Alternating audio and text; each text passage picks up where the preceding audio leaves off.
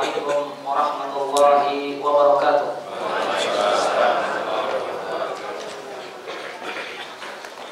Alhamdulillah, nahmaduhu wa nasta'inuhu wa nastaghfiruh wa na'udzu billahi min shururi anfusina wa sayyiati a'malina.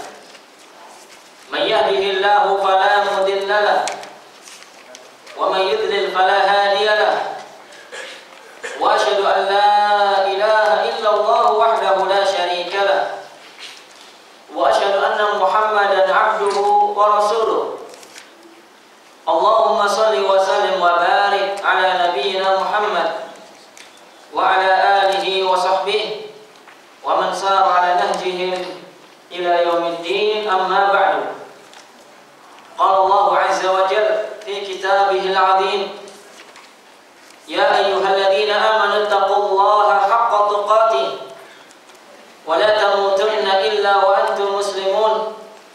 Wa qala ya ayyuhan nasu ittaqu rabbakum alladzi khalaqakum min nafsin wahidah wa khalaqa minha zawjaha wa batha minhuma rijalan katsiran wa nisaa wattaqullaha alladzi tasaaluna bihi wal arham innallaha kana 'alaikum raqiba.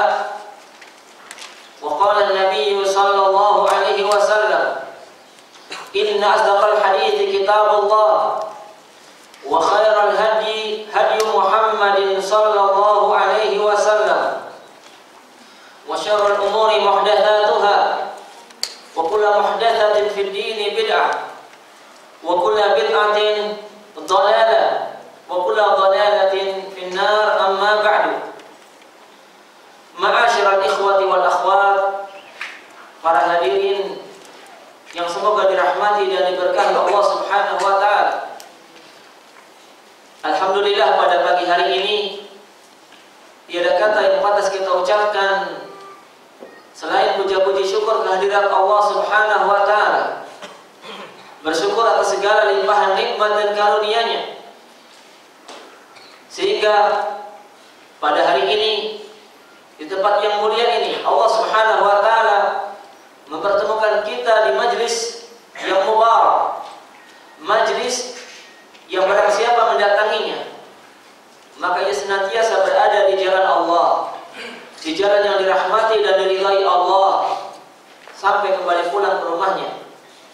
Majlis yang barang siapa duduk di dalamnya dengan niat ikhlas karena mengharap ridha Allah semata, maka para malaikat senantiasa mendoakan kebaikan dan memohon ampunan kepada Allah untuk mereka.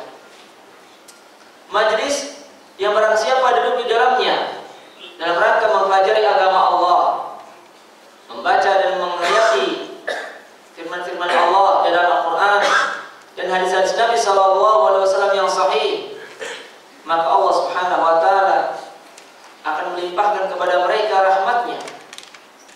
Mereka juga dikelilingi oleh para malaikat al-kiram, sebagaimana sabda Nabi SAW, majtama'a qaumun fi baitin min buyutillah yatluna kitab Allah wa yatadarasunahu fima bainahum illa nazalat alaihimus sakinah wa ghasyiyatuhumur rahmah wa hafathumul malaikah wa dzakarahumullahu fi man indah.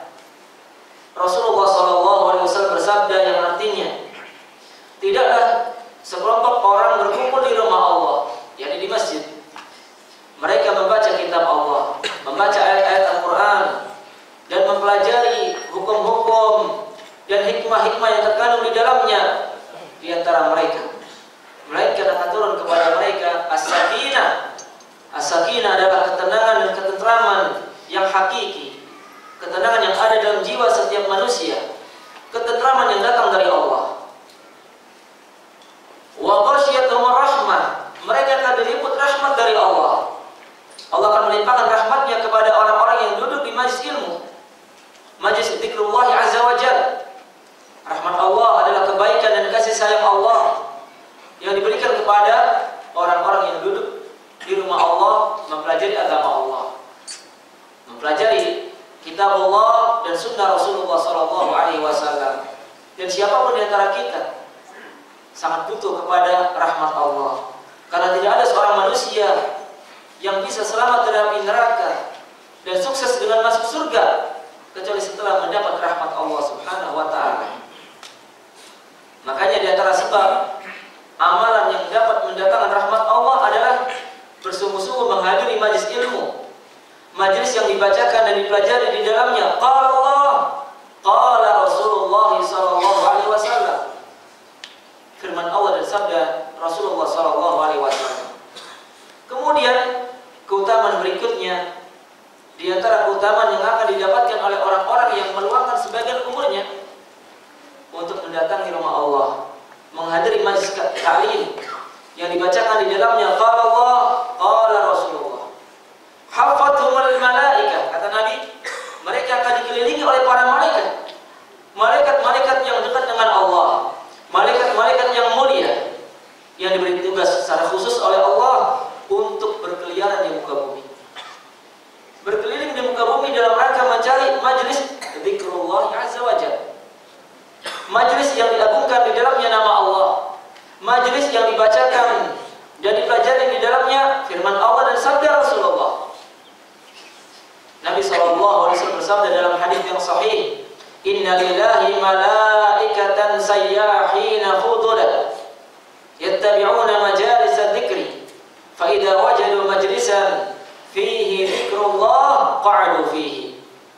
Yang artinya Nabi SAW bersabda, sesungguhnya Allah Subhanahu wa taala memiliki para malaikat yang mulia, sayyahin, dalam riwayat yang lain sayyara, yakni yang berkeliaran di muka bumi. Ini tugas malaikat. Untuk apa mereka berkeliling di muka bumi? Yattabi'una majalis dzikri. Mereka mencari majelis zikir, majelis zikrullah azza wa jalla. Dan majelis zikir yang paling afdal adalah majelis thalabul ilmi, majelis yang dipelajari di dalamnya agama Islam, yang bersumber dari kitabullah dan sunnah Rasulullah sallallahu alaihi wasallam. Fa idza wajadu majlisan fihi dzikrullah, apabila malaikat-malaikat tersebut mendapatkan suatu majlis yang disebutkan di dalamnya nama Allah, diagungkan di dalamnya nama Allah, dipelajari di dalamnya qala Allah, qala Rasulullah, qa'adu fihi, maka mereka malaikat-malaikat tersebut duduk di dalamnya. Subhanallah, duduknya malaikat, hadirnya malaikat mengelilingi para penimba ilmu, tidak hanya duduk, tidak hanya diam, tetapi mereka senantiasa mendoakan kebaikan dan memohon ampunan kepada Allah untuk orang-orang yang menyampaikan ilmu dan mencari ilmu. Subhanallah. Jadi duduknya kita sudah ada yang mendoakan makhluk-makhluk Allah yang mulia, makhluk-makhluk Allah yang dekat dengan Allah, yang apabila berdoa mereka dengar oleh Allah. Apabila mereka berdoa dan minta ampun akan dikabulkan oleh Allah Subhanahu wa taala. Maka berangkatnya kita dari rumah berkumpul di tempat ini bukan untuk yang sia-sia. Semuanya akan dicatat oleh Allah. Langkah demi langkah akan memperberat timbangan amal. Langkah demi langkah akan mengurangi dan menghapuskan dosa-dosa yang pernah kita perbuat. Tidak ada yang sia-sia. Ini termasuk dalam kategori amalan yang ringan, tetapi pahalanya berat, pahalanya besar. Subhanallah.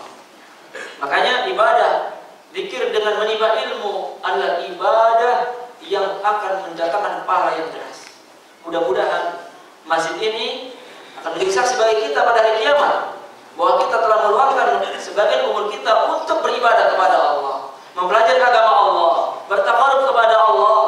Karena pada hari kiamat semua tempat akan bercerita kepada Allah. Yauma idzin tuhadditsu akhbaraha. Pada hari kiamat bumi akan menceritakan tentang berita-beritanya. Pada hari ini, jam sekian di tempat ini, si fulan berbuat demikian, si fulan beramal demikian. Bercerita kepada Allah Subhanahu wa taala. Subhanallah. Makanya ya dalam sebuah riwayat disebutkan kenapa kita diperintahkan setelah sholat fardu ya agar bergeser tempat untuk mengerjakan sholat sunnah, untuk memperbanyak saksi kita pada hari kiamat. Banyak tempat yang menjadi saksi. Subhanallah. Demikian pula dengan anggota badan kita, tangan, telinga, kaki, semua akan bercerita, akan bersaksi di depan Allah tentang apa yang telah kita perbuat semasa hidup di dunia.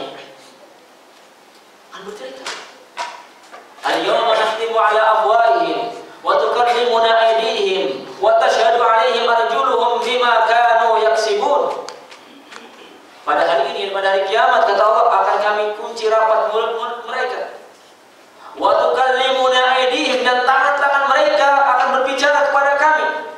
Lihat, tangan ini yang menurut kita tidak punya mulut, nanti pada hari kiamat akan berbicara. Allah yang menjadikan berbicara, dan tidak mustahil bagi Allah. Tidak ada yang mustahil. Jangankan Allah yang berkehendak, benda mati yang kita saksikan sekarang, handphone, bisa keluar suara, bisa menyampaikan suara ke tempat yang jauh. Padahal manusia, apalagi Allah, tidak mustahil yang menjadikan tangan kita berbicara. Wa tashhadu 'alaihim arjuluhum bima kanu yaksibun. Pada hari kiamat kaki-kaki kita akan bersaksi di hadapan Allah atas apa yang pernah kita perbuat di dunia. Apakah kita gunakan untuk melangkah ke tempat yang baik, ataukah kita gunakan untuk melangkah ke tempat maksiat? Semua akan bersaksi. Mudah-mudahan langkah kita ke masjid ini, ke masjid ta'lim, masjid zikrullah, menjadi salah satu amal soleh yang diterima oleh Allah, dicatat dalam lembaran-lembaran amal baik kita. Mudah-mudahan berkumpulnya kita di majlis ini dalam rangka mempelajari agama Allah, bertakarub kepada Allah, menjadi salah satu amal soleh yang akan memperberat timbangan amalan kita pada hari kiamat. Karena semua amal perbuatan manusia yang baik ataupun yang buruk ditimbang oleh Allah dalam timbangan amal. Sudah pasti.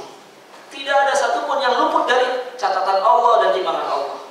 Siapa yang berat timbang amal kebaikannya, itulah tanda orang sukses dan bahagia. Allah berfirman dalam surat Al-A'raf, "Faman thaqulat mawazinuhu faulaika humul muflihun." Maka barang siapa yang timbangan amal kebaikannya lebih berat daripada timbangan amal keburukannya, mereka adalah orang-orang yang beruntung. Mereka adalah orang-orang yang bahagia hidupnya. Subhanallah. Tetapi sebaliknya, wa man khaffat mawazinuhu faulaika alladziina khasiru anfusahum bima kanu biayatina yadhlimun. Dan barang siapa yang timbangan amal kebaikannya ringan, lebih ringan daripada amal keburukannya,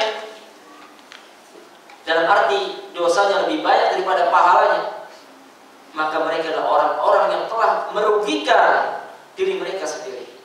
Disebabkan mereka senantiasa berbuat zalim terhadap ayat-ayat kami, tidak percaya, tidak beriman, tidak taat, tidak tunduk kepada Allah dan Rasulnya, menentang, melanggar, memperturutkan hawa nafsu, sampai datang kepada mereka kematian.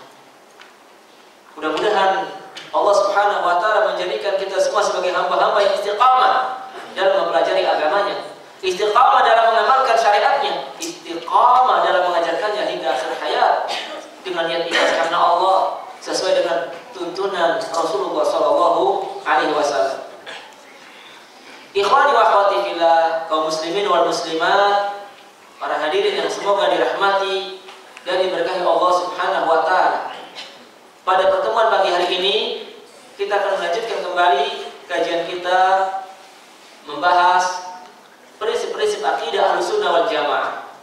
Prinsip-prinsip akidah dan manhaj Ahlussunnah wal Jamaah sebagaimana yang telah dinyatakan atau ditulis oleh Al-Imam Ahmad bin Hanbal rahimahullah ta'ala. Dan apa yang beliau tuliskan dalam kitabnya ini, Ushulus Sunnah atau Syarh Ushulus Sunnah, ya, beliau tulis berdasarkan dalil-dalil dari Al-Quranul Karim dan hadis-hadis Nabi SAW yang sahih. Dan ini merupakan kesepakatan ulama-ulama Ahlussunnah wal Jamaah dari zaman Nabi sampai umat Islam yang hidup di akhir zaman. Akidah Nabi, akidah para sahabat dan pengikut mereka dan setia adalah akidah Ahlussunnah wal Jamaah. Tidak pernah mengalami perubahan sedikit. Akidah Ahlussunnah wal Jamaah tidak akan berubah. Sebagaimana akidah-akidah batil, sebagaimana akidah-akidah bid'ah, Ahlussunnah dari zaman Nabi, sejak pertama kali diutus oleh Allah sebagai Nabi dan Rasul, sampai terjadi hari kiamat tidak akan mengalami perubahan. Itulah bukti kebenaran akidah Ahlussunnah wal Jamaah. Meskipun zaman hidupnya berlainan, meskipun tempat tinggalnya berjauhan, tetapi tetap akidah Ahlussunnah itulah akidah Ahlussunnah. Tidak pernah berbeda, tidak pernah berselisih. Maka dari itu, ya mudah-mudahan kita bersungguh-sungguh dalam mempelajari akidah Ahlussunnah wal Jamaah dan juga manhaj Ahlussunnah wal Jamaah. Karena akidah dan manhaj dua perkara yang tidak bisa terpisahkan. Akidah, keyakinan, dan manhaj, konsep atau metode atau cara untuk memahami Islam dengan baik dan benar. Itulah manhaj. Jalan yang ditempuh oleh para sahabat Nabi dalam memahami Al-Quran dan As-Sunnah serta mengamalkan keduanya. Wajib kita meneladaninya, wajib kita mencontohnya, wajib bagi kita untuk memegang teguh hingga akhir hayat, agar kita berada di jalan yang benar, agar kita berada di atas hidayah, di atas petunjuk Allah dan Rasulnya, agar kita selamat di dunia dari berbagai kesesatan dan penyimpangan, dan selamat di akhirat dari terperosok dari as-sirat, jembatan yang ada di atas punggung neraka jahanam menuju surga. Ikhwani wa akhwati fillah, kaum muslimin wal muslimat, para hadirin yang semoga dirahmati dan diberkahi Allah Subhanahu wa taala. Pada beberapa pertemuan yang lalu kita sudah membaca dan menjelaskan beberapa poin atau prinsip akidah dan manhaj Ahlussunnah wal Jamaah, dan yang saya ingat sudah sampai pada poin yang ke-18, yaitu tentang beriman kepada telaga Nabi SAW pada hari kiamat. Ini sudah kita bahas, yaitu yang terakhir ya. Jadi pada pertemuan terakhir kita sudah membahas tentang beriman dengan adanya telaga Nabi SAW di hari kiamat yang akan didatangi oleh umatnya. Sebelum manusia digiring ke dalam surga atau neraka, di sana di padang mahsyar ada telaga milik Nabi SAW yang sifat telaga tersebut, kata Nabi SAW, ma'uhu abyadu minal laban wa ahla minal asal wa atyabu minal miski wa rihu atyabu minal miski wa aniyatuhu adada nujumis sama tuluhu syahrun wa arduhu syahrun man syariba minhu lam yadma' ba'dahu abadan. Ketika Nabi SAW menerangkan tentang sifat telaga beliau di padang mahsyar yang akan didatangi oleh Nabi dan umatnya, kata Nabi, telagaku airnya lebih putih daripada air susu, rasanya lebih manis daripada madu, harumnya lebih wangi daripada minyak misik atau kasturi yang ada di muka bumi. Jumlah bejana yang ada di telaga Nabi sejumlah bintang-bintang yang ada di langit. Lebar atau panjang telaga Nabi sejauh perjalanan 1 bulan. Lebarnya atau luasnya sejauh perjalanan 1 bulan juga. Barang siapa yang pernah minum dari air telagaku, niscaya tidak akan merasa dahaga selamanya. Subhanallah. Dan ini kita percaya, kita yakin dengan adanya telaga Nabi, karena yang menyampaikan berita ini adalah Rasulullah SAW. Beliau menyampaikan tentang perkara gaib yang sumbernya adalah wahyu dari langit. Wa ma yantiqu 'anil hawa in huwa illa wahyuha. Semoga kita semua termasuk umat Nabi Muhammad yang diizinkan oleh Allah untuk mendatangi telaga Nabi, berjumpa dengan Nabi dan minum dari air telaga Nabi. Jangan sampai kita termasuk golongan umat Islam yang dilarang keras oleh Allah, diusir oleh Allah dari mendatangi telaga Nabi. Karena memang ada sekelompok dari umat Islam yang dicegah oleh Allah, dilarang keras oleh Allah untuk mendatangi apalagi minum dari telaga Nabi. Sebagaimana sabda Nabi dalam kelanjutan hadisnya, ya, tiba-tiba ada sekelompok orang yang datang atau mendekat kepada telagaku, lalu mereka diusir oleh Allah. Dilarang keras mendekat kepada telagaku oleh Allah. Maka aku pun berkata kepada Allah, ummati, ummati, ya Allah, mereka adalah umatku, mereka adalah umatku. Mengapa dilarang untuk mendekat kepada telagaku? Mengapa mereka dilarang minum air telagaku? Maka Allah berkata kepada Nabi SAW, innaka la tadri ma ahdatsu ba'dak. Sesungguhnya engkau yang Muhammad tidak mengetahui apa yang telah mereka perbuat setelah engkau meninggal dunia. Engkau tidak tahu. Maksudnya apa? Ada beberapa penafsiran dari ulama hadis. Ada yang menafsirkan bahwa mereka itu orang-orang yang murtad setelah meninggalnya Nabi Muhammad, murtad dari agama atau berbuat kesyirikan, berbuat kekafiran sehingga Islam dan imannya batal, pahala amal solehnya terhapus. Penafsiran yang kedua, mereka adalah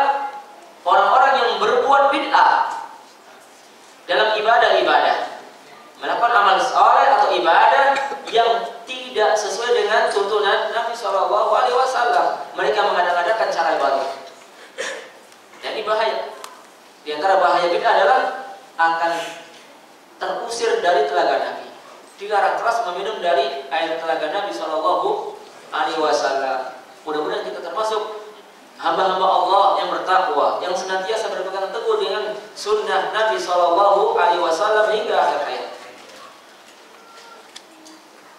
Ikhwani wa akhwati fillah, kaum muslimin wal muslimat, para hadirin yang semoga dirahmati dan diberkahi Allah Subhanahu wa taala. Sekarang kita akan membahas poin yang ke-19 daripada prinsip-prinsip akidah dan manhaj Ahlus Sunnati wal Jamaah. Ya, yang membawa kitab terjemah atau buku terjemah, ya, mohon diperhatikan bacaannya. Wal imanu bi adabil qabri, ya, halaman 89. Wal imanu bi adabil qabri wa anna hadhihi ummata tuftanuna fi quburiha wa tus'alu 'anil iman wa tus'alu 'anil imani wal islami wa man rabbuhu wa man nabiyyuhu wa yatihi munkarun wa nakir wa yatihi munkarun wa nakirun. Ini harakatnya dalam buku terjemah keliru. Ya, munkar wa nakiro, yang benar wa yatihi munkarun wa nakirun. Pakai dhammaten. Wa yatihi munkarun wa nakirun kaifa syaa Allahu wa kaifa arada. Wal imanu bihi wat tasdiqu bihi. Terjemahnya poin 19. Ya. Wal imanu bi adabil qabri, kata Imam Ahmad bin Hanbal, yang di antara prinsip-prinsip Ahlus Sunnah, prinsip-prinsip akidah Ahlus Sunnah wal Jamaah ialah beriman dengan adanya azab kubur, beriman kepada adanya azab kubur. Apa azab? Siksa kubur. Wa anna hadhihi ummah tuftanu fi quburiha, dan bahwa umat ini akan diuji, ya, wa tus'alu 'anil imani wal islam, dan ditanya di dalam kuburannya tentang iman dan tentang Islam. Wa man rabbuhu, dan akan ditanya oleh Allah tentang siapa apa rabbuhu, siapa Rabbnya, siapa Tuhannya, siapa sesembahannya. Wa man nabiyyuhu, dan siapa nabinya. Ini di mana? Di dalam kubur. Wa yatihi munkarun wa nakirun, dan akan didatangi oleh malaikat munkar dan nakir. Ini nama malaikat yang diberi tugas oleh Allah untuk apa? Memberikan ujian kubur. Ya. Kaifa syaa Allah wa kaifa arad, sesuai dengan kehendak Allah dan keinginan Allah. Wal imanu bihi wat tasdiqu bihi, dan kita wajib mengimani dan membenarkan adanya azab kubur dan pertanyaan kubur. Jadi untuk pembahasan yang pertama kita ingin membahas tentang beriman kepada adanya siksa kubur. Ini adalah bagian dari prinsip akidah Ahlus Sunnah wal Jamaah. Beriman dengan adanya azab kubur atau siksa kubur dan juga nikmat kubur, karena ketika ada azab berarti ada nikmat. Ketika ada orang muslim atau mayit selamat dari siksa, berarti dia berhak mendapat nikmat dari Allah. Atau sebaliknya, ketika ada mayit dia dicegah dari nikmat kubur, berarti dia mendapat azab atau siksa kubur. Karena nggak mungkin ada orang yang mati kemudian tidak dapat siksa, tidak dapat nikmat. Ya, netral, tidak ada. Ya, hanya ada dua, ada mayit yang diazab, ada mayit yang diberi nikmat. Sebagaimana di akhirat manusia terbagi menjadi dua kelompok. Ada manusia golongan penghuni neraka, ada manusia golongan penghuni surga. Sebagaimana firman Allah dalam Al-Quran, fariqun fil jannati wa fariqun fis sa'ir. Ada sekelompok manusia yang masuk surga dan ada sekelompok manusia yang masuk neraka. Ada ahlul haq, ada ahli batil. Ada ahlul tauhid, ada ahli syirik. Ada ahlul iman, ada ahli kubur. Ada ahli sunnah, ada ahli bid'ah. Ada ahli tauhid, ada ahli syirik.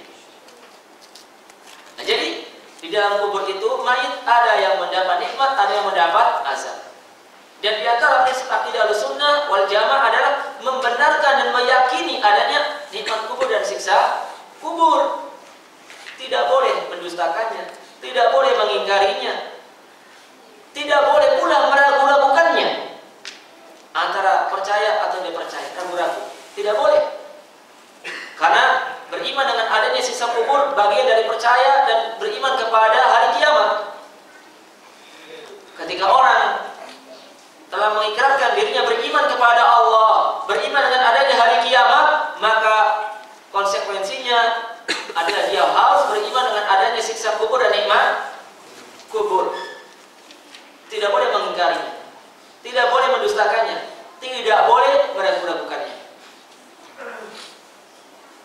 Karena penetapan adanya siksa kubur dan nikmat kubur telah ditetapkan berdasarkan Al-Quranul Karim atau firman Allah dan berdasarkan sabda Rasulullah SAW di dalam hadis-hadis yang sahih. Di antara dalil yang menunjukkan bahwa di dalam kubur terdapat azab kubur atau siksa kubur ialah firman Allah Subhanahu wa taala yang berbunyi, "An-naru yu'raduna 'alaiha ghuduwan wa 'ashiyya." An-naru yu'raduna 'alaiha ghuduwan wa 'ashiyya wa yawma taqumu as-sa'ah adkhilu ala fir'auna ashadda al-'adab. Yang artinya an-nar, api neraka. Api neraka yu'raduna 'alaiha, diperlihatkan kepada mereka ghuduwan wa 'ashiyya, di waktu pagi dan di petang hari. Wa yawma taqumu as-sa'ah, dan pada hari terjadi hari kiamat. Adkhilu ala fir'auna asyaddal 'adab, dan pada hari terjadi hari kiamat, maka Allah berkata kepada para malaikatnya, masukkanlah Fir'aun dan bala tentaranya, Fir'aun dan bala pengikutnya ke dalam azab yang sangat pedih. Berarti sebelum hari kiamat mereka diazab oleh Allah, disiksa oleh Allah dalam kubur dengan cara apa? Ditakut-takuti dan diperlihatkan tempat kembalinya dalam api neraka di waktu pagi dan sore. Dalam sebuah hadis disebutkan bahwa panasnya api neraka itu sampai ke dalam jasad mereka, sampai kepada jasad mereka, padahal mereka belum memasuki api neraka. Ini salah satu bentuk azab kubur. Nanti akan kita sebutkan macam-macam azab kubur dan juga sebab-sebab seorang mayit disiksa oleh Allah di dalam kuburnya. Ini dalil yang pertama. Dalil yang kedua yang menunjukkan bahwa siksa kubur betul-betul ada, yang membenarkan akidah Ahlussunnah wal Jamaah, akidah Nabi, para sahabat, dan setiap muslim dan muslimah yang mengikuti jejak Nabi dan para sahabat dengan baik dan benar.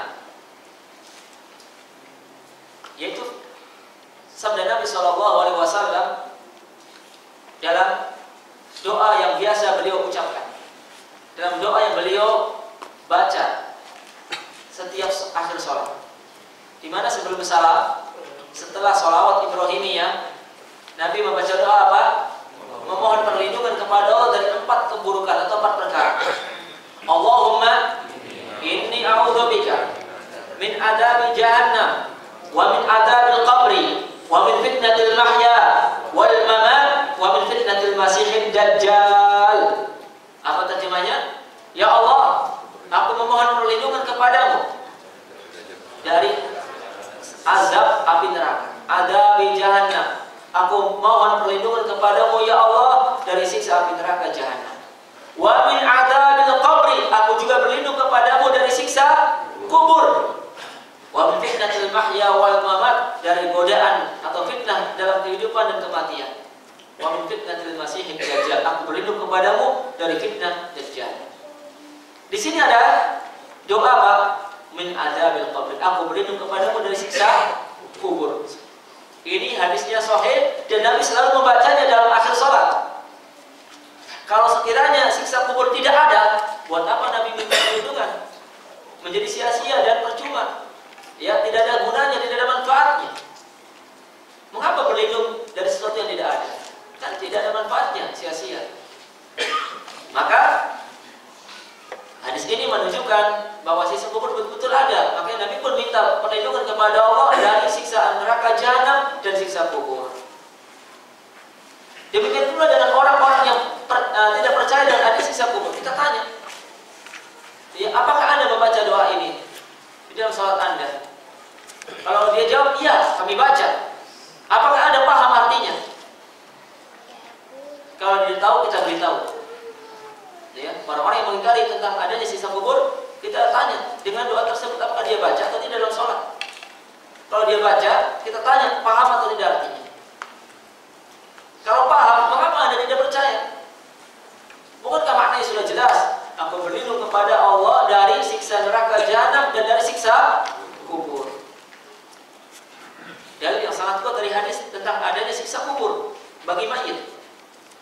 Dalil yang berikutnya dari hadis tentang adanya siksa kubur yang menimpa mayit, laki-laki ataupun perempuan, yaitu hadis yang menerangkan bahwa Nabi SAW pernah berjalan bersama sejumlah sahabat. Lalu beliau melintasi dua buah kubur.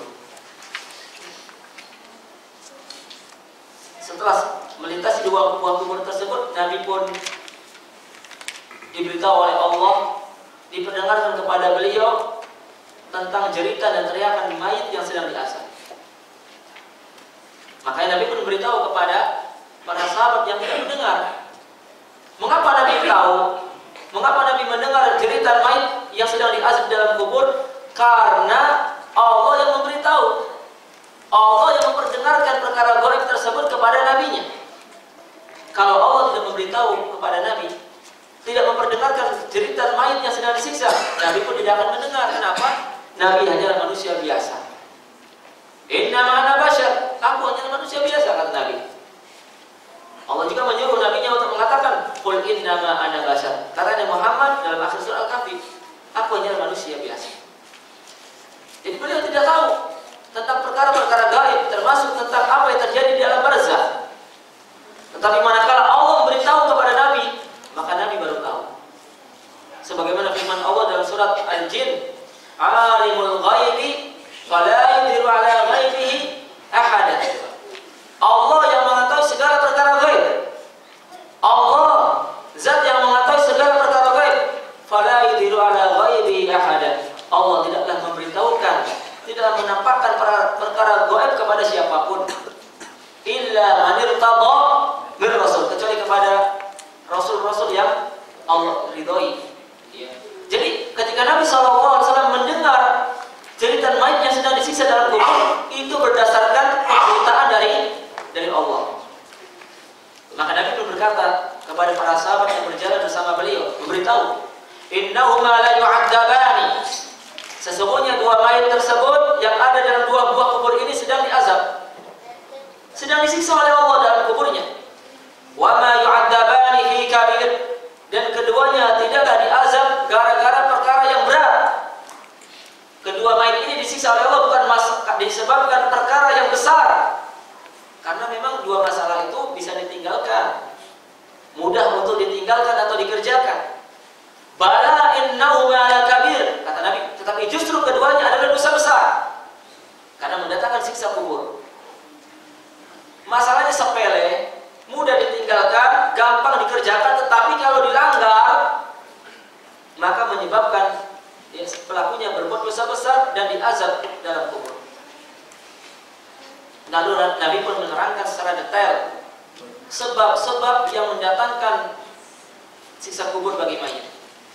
Kata Nabi, amma ahaduhuma fakana yamshi bin namimah.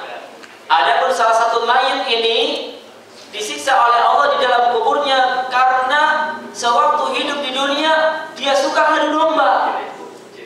Suka mengadu domba, ya, bercerita kepada seseorang, ya, atau mendengarkan seseorang yang menceritakan aib-aib dan keburukan saudaranya, dia dengarkan, dia tanggap, dia rekam, dia hafal. Setelah itu bukannya menasehati, tetapi justru mendatangi orang yang digibah tadi. Mendatangi untuk apa? Untuk menyampaikan semua ucapan buruk tentang dirinya kepada orang tersebut. Ini namanya ngadu domba. Akhirnya orang yang diceritakan tadi marah dan mengungkap dan membongkar aib-aib saudara tersebut. direkam, didengar, dihafal, kemudian disampaikan lagi. Inilah perbuatan mengadu domba, baik antar individu maupun antar jamaah ataukah antar suami istri. Kakana yamshi bin namimah. Orang ini disisa di kuburnya gara-gara waktu hidup di dunia suka ngadu domba. Wa amal akhar, adapun mayit yang kedua disiksa oleh Allah dalam kubur gara-gara apa? Fakana la yastanzihu minal baul. Orang itu kalau kencing nggak cebok. Waktu di dunia kalau kencing nggak pernah cebok, langsung tutup jendela. Sembarang, ya main cepat saja. Ya kebelet boleh kebelet, tetapi ingat harus cebok. Karena kalau tidak cebok, ya maka itu perbuatan dosa besar. Masalahnya kelihatannya kecil, kelihatannya sepele menurut pandangan orang, tapi di mata Allah adalah dosa besar. Mendatangkan siksa kubur. Mengapa? Karena mengakibatkan ibadah sholat ditolak oleh Allah. Loh, kok hubungannya Ustaz?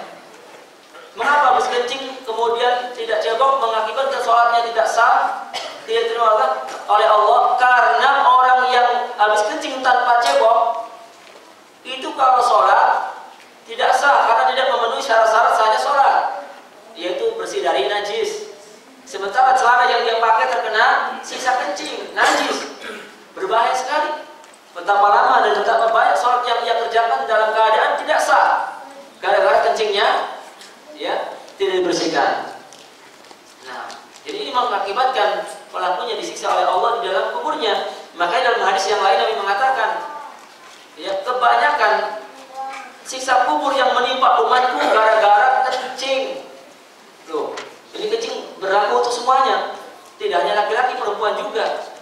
Ya, berlaku semuanya. Jadi jangan itu kan laki-laki, sama perempuan juga. Ya, sebagian orang itu kalau kencing berdiri main cepat saja tanpa cebok. Dalam riwayat yang lain Nabi mengatakan wa amal akhar fakana la yastatiru minal baul. Adapun orang yang kedua maka dia kencingnya tidak pernah menutup diri dari pandangan orang lain. Di tempat terbuka, di tempat yang mudah dilihat oleh orang lain auratnya. Ya kan? Di pinggir jalan, di bawah ban bis. Kemudian itu kan wah, kebelet ada di bawah bis, mau penumpangnya lihat dari atas. Ini bahaya. Mungkin termasuk di tempat-tempat toilet yang kadang nggak ada penutupnya kan kiri ya. Walaupun tidak celingak-celinguk, tapi kan membahayakan. Ya, malah nggak bisa kencing kalau kita biasa di tempat tertutup nggak bisa kencing. Tapi yang udah biasa di tempat terbuka mungkin gampang-gampang saja. Dan itu membahayakan, bisa menyebabkan datangnya siksa kubur. Ya karena tempatnya terbuka, tidak menutup diri dari pandangan orang. Makanya Nabi SAW walaupun beliau buang air di zaman beliau belum ada toilet umum kayak sekarang tertutup, beliau mencari tempat yang jauh, tengah padang pasir. Ya, pernah juga beliau yang ketika ingin buang air atau buang hajat tidak mendapatkan tempat untuk berlindung dari pandangan orang. Hanya ada 2 pohon yang berjauhan. Maka beliau pun ya menarik ranting pohon tersebut kemudian mengatakan Inqadi ilayya bi'idznillah, tunduklah kepadamu dengan izin Allah. Maka pohon itu berjalan mendekat ke pohon yang satunya. Ini mukjizat. Ini mukjizat Nabi SAW, bukan cerita, bukan dongeng, tapi mukjizat. Ya, yang Allah berlakukan pada Nabi SAW. Nah, lalu Nabi pun buang hajat di balik 2 pohon tersebut. Setelah selesai, setelah bersuci, Nabi pun mengembalikan pohon itu Inqadi bi'idznillah, kembali lagi berjalan ke tempat semula. Jadi apa yang telah kita sebutkan baik dari ayat maupun hadis-hadis menerangkan bahwa siksa kubur betul-betul ada, dan inilah yang membenarkan akidah Ahlus Sunnah wal Jamaah. Kemudian kita akan menyebutkan beberapa bentuk siksa kubur, karena azab kubur itu macam-macam. Ya. Siksa kubur yang Allah timpakan kepada mayit bermacam-macam. Ada yang dengan dibakar, ada dengan yang dipukul, dan ada pula dengan bentuk siksaan yang lain. Kita akan menyebutkan beberapa bentuk siksa kubur berdasarkan Al-Quran dan As-Sunnah. Yang pertama, di antara bentuk-bentuk siksa kubur, yaitu sebagaimana yang telah kita bacakan ayatnya. Yang pertama, Allah memperlihatkan tempat kembali dari api neraka kepada mayit. Allah memperlihatkan kepada mayit tempat kembalinya di dalam api neraka. Allah memperlihatkan kepada mayit calon tempat kembalinya dari api neraka. Na'udzubillah. Itu tanda mayit akan menjadi orang yang sengsara dan celaka. Kalau di waktu pagi dan sore diperlihatkan oleh Allah dengan tempat kembalinya dari api neraka. Sebagaimana firman Allah Subhanahu wa taala yang menerangkan tentang keadaan Fir'aun dan bala tentaranya, Fir'aun dan para pengikutnya dalam surat Ghafir ayat 46. Surat Ghafir ayat 46. An-naru yu'raduna 'alaiha ghuduwan wa 'ashiyya wa yawma taqumu as-sa'atu adkhilu ala fir'auna ashaddal 'adab. An-naru yu'raduna 'alaiha. Api neraka itu diperlihatkan oleh Allah kepada mereka, kepada orang-orang yang sudah mati tersebut di alam kuburnya. Ghuduwan wa 'ashiyya, di waktu pagi dan sore hari. Ini bentuk siksaan. Diperlihatkan rutin tanpa berhenti sampai kiamat. Tiap pagi. Dan tadi sudah saya sampaikan, kata para ulama sunnah, panasnya kobaran api itu sampai ke jasadnya, menimpa ruh dan jasadnya. Padahal belum masuk ke dalam api neraka, baru diperlihatkan calon tempat kembalinya. Makanya saking takutnya calon penghuni neraka ini, mereka berdoa kepada Allah. Orang-orang kafir, orang-orang musyrik, orang-orang munafik berdoa kepada Allah. Setiap kali melihat calon tempat kembalinya dari api neraka, apa doanya? Ya Rabbi, la tuqimis sa'ah. Wahai Tuhanku, wahai Rabbku, jangan engkau bangkitkan hari kiamat. Wahai Tuhanku, jangan engkau bangkitkan hari kiamat. Kenapa? Kalau sudah dibangkitkan hari kiamat, mereka akan masuk dalam tempat tersebut yang sangat mengerikan dan menakutkan, menghancurkan ya tubuh mereka. Makanya mereka minta pada Allah, berharap agar kiamat jangan segera dibangkitkan. Berbeda dengan mayit yang mendapat nikmat kubur, justru doa mereka sebaliknya. Setiap pagi dan sore diperlihatkan calon tempat kembalinya dari surga. Mereka berdoa kepada Allah, Ya Rabbi, aqimis sa'ata hatta arji'a ila ahli wa mali. Doanya mayit yang mendapat nikmat kubur sebagaimana yang dikabarkan oleh Nabi SAW. Ya Rabbi, wahai Tuhanku, wahai Rabbku, aqimis sa'ah, segera bangkitkan hari kiamat. Lihat, doa yang berlawanan dengan mayit yang kafir, mayit yang musyrik, mayit yang munafik dan murtad. Ya Rabbi, aqimis sa'ah, wahai Tuhanku, segera bangkitkan hari kiamat, hatta arji'a ila ahli wa mali, sehingga aku bisa kembali berkumpul dengan keluarga dan harta. Subhanallah. Dan itu pasti dikabul oleh Allah, pasti didengar dan dikabul oleh Allah. Kiamat pasti terjadi dan pasti mereka dipertemukan lagi dengan keluarganya. Sebagaimana janji Allah kepada orang-orang mukmin, sebagaimana janji Allah kepada orang-orang yang bertakwa, sebagaimana janji Allah kepada orang-orang yang istiqamah di atas iman, istiqamah di atas tauhid dan sunnah. Mereka sudah mendapat kabar gembira semenjak sakratul maut, semenjak mereka akan menghadapi detik-detik terakhir menjelang proses pencabutan nyawa oleh malaikat maut. Sudah ada kabar-kabar gembira, sudah sampai kepada mereka berita-berita yang menyenangkan. Sebagaimana firman Allah Subhanahu wa taala, Innal ladzina qalu rabbuna Allah tsumma istaqamu tatanazzalu 'alaihimul malaikatu alla takhafu wa la tahzanu wa abshiru bil jannati allati kuntum tu'adun nahnu awliya'ukum fil hayatid dunya wa fil akhirah wa lakum fiha ma tashtahi anfusukum wa lakum fiha ma tad'un nuzulan min ghafurir rahim.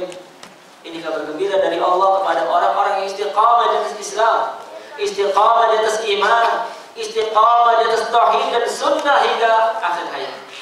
Apa kata Allah? Innal ladzina qalu rabbuna Allah.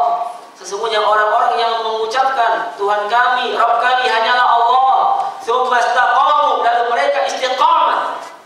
Istiqamah di atas iman, sabar dan tegar di atas tauhid, sabar dan tegar di atas sunnah, sampai datang kepada mereka kematian. Maka kata Allah, tatanazzalu 'alaihimul malaikah, akan turun kepada mereka malaikat dari langit. Ini sebelum meninggal dunia, mendapatkan kabar gembira, mendapatkan berita-berita yang menyenangkan. Malaikat-malaikat yang mulia, malaikat-malaikat penghuni langit yang dekat dengan Allah turun ke dunia untuk mendatangi orang tersebut. Hamba yang saleh, hamba yang beriman, hamba yang bertakwa, hamba yang istiqamah. Untuk apa? Untuk menyampaikan alla takhafu wa la tahzanu. Janganlah kalian merasa takut, jangan pula kalian merasa sedih. Subhanallah. Yang datang ini tamu kehormatan, tamu mulia. Coba kalau kita akan dikunjungi rumahnya oleh orang yang penting, orang yang berkedudukan tinggi, orang yang terkenal, ya, kita pun bersiap-siap, merasa ya senang, dihormati oleh tamu tersebut. Dan apalagi yang datang ini malaikat, tidak hanya satu, tapi malaikat-malaikat yang tahu jumlahnya hanyalah Allah. Untuk apa? Menyampaikan suatu pesan. Alla takhafu wa la tahzanu. Kamu jangan takut, jangan pula sedih. Mengapa malaikat mengatakan jangan kamu takut? Karena orang yang akan mati itu merasakan takut yang sangat. Setiap manusia yang akan menghadapi kematian, sakratul maut, takutnya melebihi takut biasa, melebihi takut yang ia hadapi semasa hidupnya. Ini takut yang paling tinggi. Kenapa takut? Karena dia akan menghadapi balasan dari Allah di alam kubur. Dia akan menghadapi balasan dari Allah di alam akhirat. Kalau Allah tidak mengampuni dosanya, kalau Allah tidak menerima amal solehnya, takut. Wala tahzanu, janganlah bersedih. Kenapa dikatakan oleh malaikat jangan bersedih? Karena orang yang akan mati merasakan sedih yang sangat, puncak kesedihan yang tidak ada kesedihan sesudahnya. Dia sedih akan berpisah dengan istrinya, dia sedih yang sangat berpisah dengan suami, sedih berpisah dengan anak-anak tercinta, dengan orang tua, dengan teman-teman, sedih meninggalkan harta benda yang kejar semasa hidupnya. Bertahun-tahun siang dan malam mengejar harta, dikumpulkan dan ditumpuk, disimpan, tiba-tiba belum menikmati kemudian habis umurnya. Sedih yang sangat, rumah mewah ditinggalkan, kendaraan bagus ditinggalkan, harta simpanan, perhiasan tidak lagi dibawa ke alam kubur. Di mana dia sedih? Tapi orang-orang yang istiqamah, orang-orang yang berpegang teguh dengan Al-Quran dan As-Sunnah, sabar dan tegar di atas tauhid, hingga akhir hayat diganti oleh Allah rasa takut tersebut dan rasa sedihnya dengan apa? Ketenangan dan kabar gembira. Ketenangan, ketentraman dilindungi oleh Allah. Yang mana setiap mayit atau orang yang akan meninggal dunia takut yang sangat, merasa sedih yang sangat, orang ini dihilangkan oleh Allah dari dalam hatinya. Tidak sedih, tidak takut. Makanya kita lihat beberapa orang yang mendapatkan husnul khatimah, beberapa orang yang istiqamah di atas iman, istiqamah di atas tauhid, hingga akhir hayat ketika keluarganya menangis histeris, ya sedih yang sangat, di samping kanan, samping kiri, dia kelihatannya senyum-senyum, berceria, ya seakan-akan mendapat kabar gembira. Sementara keluarga yang masih hidup yang ada di sebelah nangis yang sangat keras, sedih yang berat. Tapi dia tenang. Bahkan sebagian mereka tersenyum, sebagian mereka tertawa, sebagian mereka seakan-akan berjabat tangan dengan tamu yang akan datang kepadanya. Ini kabar gembira. Kenapa? Karena apa yang ditinggalkan, ya tidak lebih baik daripada apa yang akan dia dapatkan. Harta benda, tanah yang luas, kendaraan yang mewah, yang ditinggalkan tidak ada apa-apanya dibanding nikmat yang akan dia dapatkan di alam kubur, nikmat yang akan dia dapatkan dalam surga. Mengapa dia tidak sedih berpisah dengan istri, dengan anak, dengan keluarga? Karena Allah sudah berikan kabar gembira.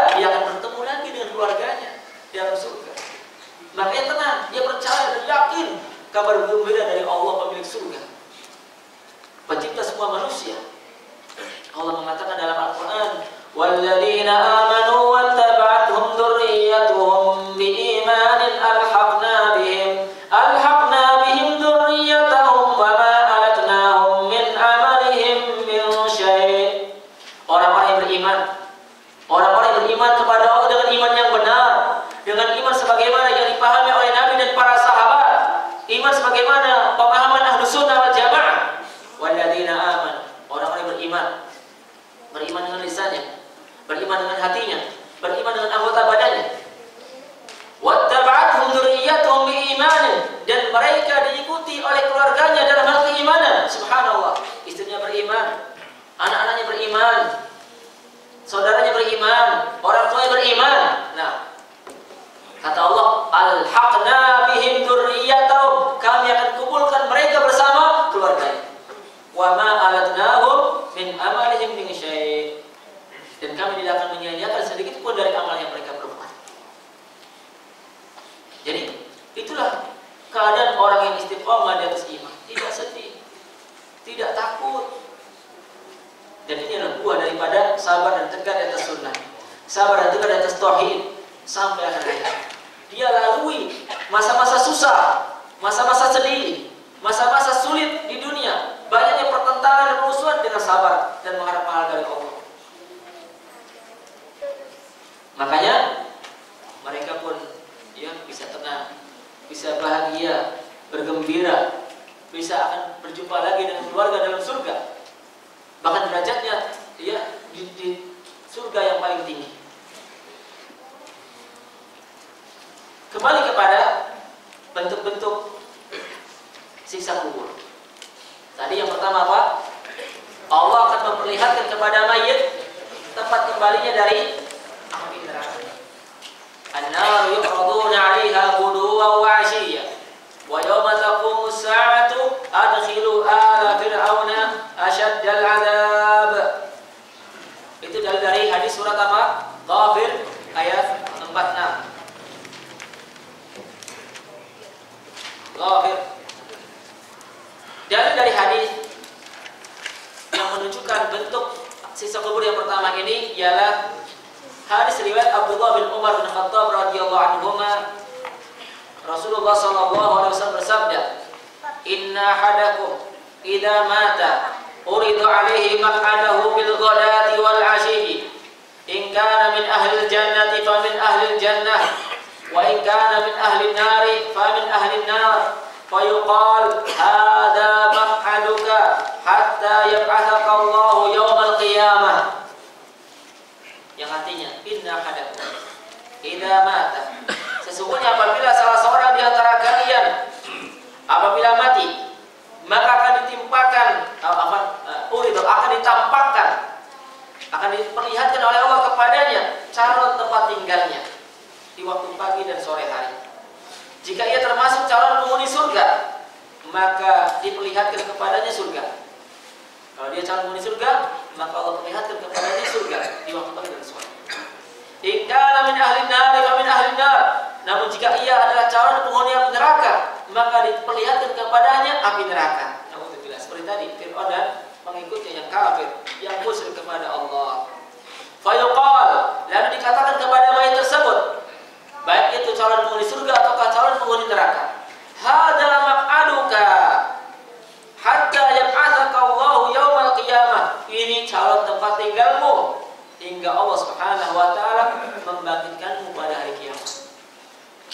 Nah, inilah dalil dari hadis yang menunjukkan bentuk siksa kubur yang pertama. Nah, yang kedua, di antara bentuk siksa kubur yang Allah timpakan kepada mayit, si mayit akan dipukul dengan gada atau palu dari besi. Si mayit akan dipukul dengan palu atau gada dari besi. Kalau yang memukul manusia saja sakitnya minta ampun sampai bahkan mati, gimana kalau yang memukul itu malaikat? Yang tidak ada yang bisa menahannya. Sangat mengerikan dan menakutkan. Apalagi kondisinya gelap gulita, sendirian, sempit, liang lahat. Ya. Dalil yang menunjukkan bentuk siksa kubur ini bahwa mayit akan dikampleng, ya, dipukul.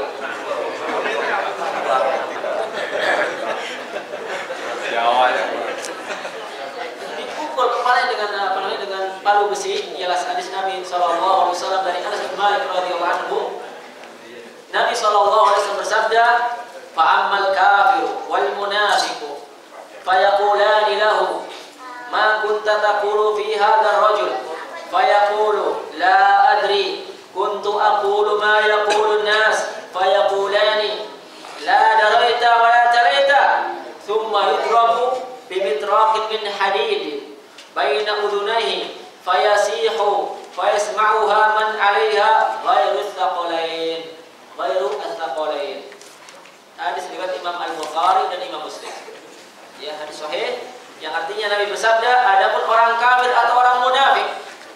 Orang munafik itu siapa? Orang yang menampakkan keislaman, menampakkan keimanan, tetapi menyembunyikan dalam hatinya kekafiran, kebencian kepada Islam dan muslimin. Pura-pura saja KTP Islam, tapi bencinya minta ampun kepada syariat Islam, nggak suka dengan syariat Allah dan Rasulnya, benci kepada kaum muslimin yang berpegang teguh dengan syariat Allah. Itu orang munafik. Walaupun dia sendiri rajin ke masjid, walaupun rajin menghatam Al-Quran, bolak-balik naik haji dan turun umroh, itu naik terus ya. Itu kalau dia benci dengan syariat Allah, itulah orang munafik. Nah, adapun orang kafir atau orang munafik, maka kedua malaikat tersebut bertanya kepadanya. Siapa dua malaikat tersebut? Yang bertugas bertanya kepada setiap mayit, Munkar wa Nakir. Munkar wa Nakir. Ma kunta taqulu fi hadzal rajul? Apa sikapmu atau apa jawabanmu tentang orang ini? Maksudnya tentang Nabi Muhammad, tentang Rasulullah sallallahu alaihi wasallam. Maka fayaqul, maka orang kafir atau mayit yang kafir dan munafik mengatakan, la adri, saya tidak tahu. Kuntu aqulu ma yaqulu nas. Sedangkan orang munafik mengatakan, aku pernah mengucapkan sebagaimana orang-orang mengucapkan. Kalau orang kafir mengatakan saya tidak tahu. Ya, kalau orang munafik mengatakan la adri sami'tu an-nasa yaquluna syai'an faqultu. Dalam riwayat yang lain dibedakan antara jawaban orang kafir dengan orang munafik. Orang kafir mengatakan la adri. Saya tidak tahu. Saking susahnya mengatakan, lalu dia katakan tidak tahu. Tapi orang munafik berat mengucapkan dan tidak bisa juga, tapi dia mengatakan, aku pernah mendengar orang-orang muslim mengatakan demikian di dunia, tapi dan aku juga mengatakannya. Tidak bisa mengatakan beliau adalah utusan Allah, beliau adalah Nabi Allah, tidak bisa. Walaupun di dunia dia pendidikannya sampai S3 atau S4 atau S5, kalau di akhirat sudah beda. Ya. Karena beda alam. Ya, beda alam. Sekarang alam dunia, setelah mati alam barzakh. Sudah berbeda. Belum tentu ya orang yang berpendidikan tinggi bisa menjawab, dan belum tentu orang yang pendidikannya SD tidak tamat ya ujian. Belum tentu, karena yang menentukan lulus atau tidak bukan pendidikan ya formal, tetapi akidah ya, tauhid, iman dan amalnya yang akan membantu memudahkan menjawab. Maka kata Nabi SAW, ketika orang kafir atau munafik mengatakan tidak tahu, maka dia akan dipukul kepalanya, fayudrabu bimitraqin min hadid, dipukul kepalanya dengan palu atau gada dari besi ya, di antara dua telinganya, dia di atas kepalanya. Fayasihu, lalu dia pun menjerit dengan keras, fayasma'uha man 'alaiha, sehingga jeritan itu didengar oleh semua makhluk yang ada di bumi. Ghairu tsaqalain, kecuali dua makhluk. Siapa dia? Jin dan manusia. Sebab kalau manusia dan jin mendengar akan pingsan. Akan pingsan dan tidak ada yang kafir kepada Allah. Tidak ada yang maksiat. Percaya kemudian tobat dan ya istiqamah dan iman. Tetapi inilah hikmah dari Allah. Allah merahasiakan dan menyembunyikan siksa kubur untuk membedakan mana yang beriman dengan jujur, dengan ikhlas, dengan benar, dan mana yang beriman hanya pura-pura dan dusta. Mana orang mukmin yang shadiq, yang benar dan jujur, mana mukmin yang ya palsu. Nah, kemudian bentuk siksa kubur yang berikutnya, yang ketiga, disempitkan kuburnya oleh Allah, disempitkan, ya sudah sempit dipersempit lagi, digencat, ya kuburannya digencat oleh Allah sehingga tulang-tulang rusuknya saling bersilangan. Dan ia didatangi oleh teman yang wajahnya sangat buruk dan baunya sangat busuk. Ini bentuk sisa kubur yang ketiga. Ya, liang lahat atau kuburnya dipersempit oleh Allah, digencat, dokterul kubur namanya. digencatkan oleh Allah sehingga tulang rusuknya saling bersilangan, saking sempitnya, tidak mungkin ya ada rongga, saling bersilangan. Kemudian ya setelah itu dia akan didatangi oleh teman yang wajahnya sangat buruk dan baunya sangat busuk. Padahal teman yang sangat buruk itu wajahnya dan sangat busuk baunya, itu amal perbuatannya sendiri di dunia, dia nggak kenal. Ya, dia tidak kenal, makanya dia tanya, siapa ente? Wajahnya sangat busuk, yang mendatangkan kesengsaraan. Apa jawab dia? Ana amalul salih. Aku ada perbuatanmu yang busuk di dunia. Aku berbuatan jahatmu semasa hidup di dunia. Jadi memang kata Nabi, yang akan menemani mayit di dalam kubur adalah amal perbuatan manusia sendiri. Sedangkan keluarga, harta benda, dia setelah mengantar ke pemakaman kembali pulang ke rumahnya. Nabi bersabda dalam hadis, yatba'ul mayyit salasa.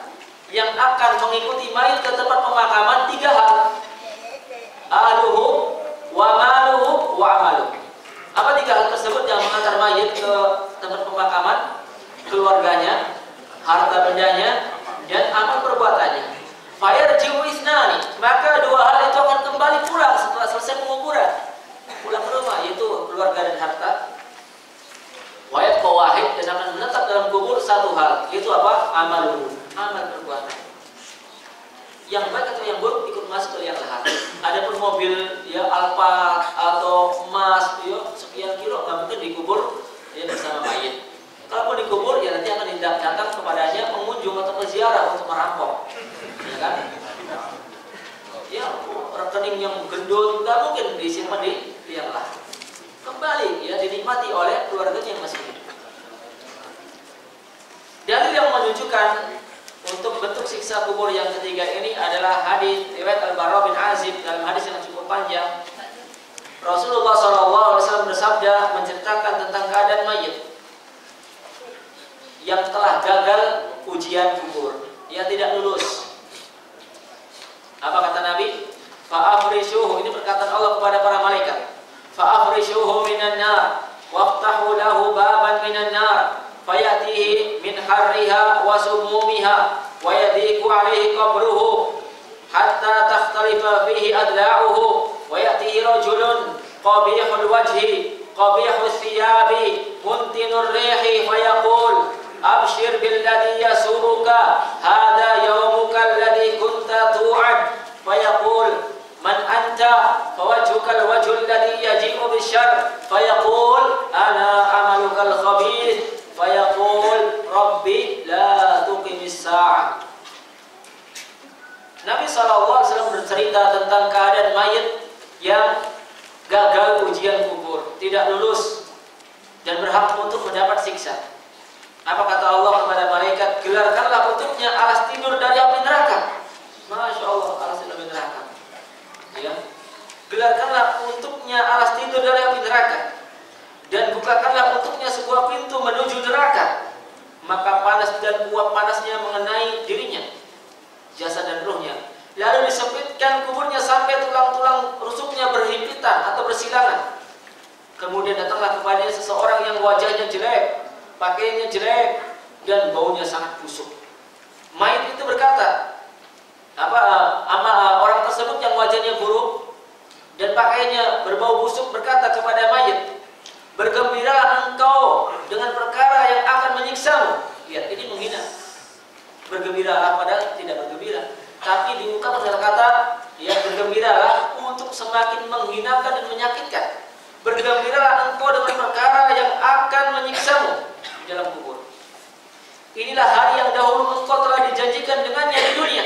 Sudah diberitahu, sudah diberi peringatan oleh Allah melalui Rasulnya, melalui kitab-kitabnya, melalui para ulama, para dai.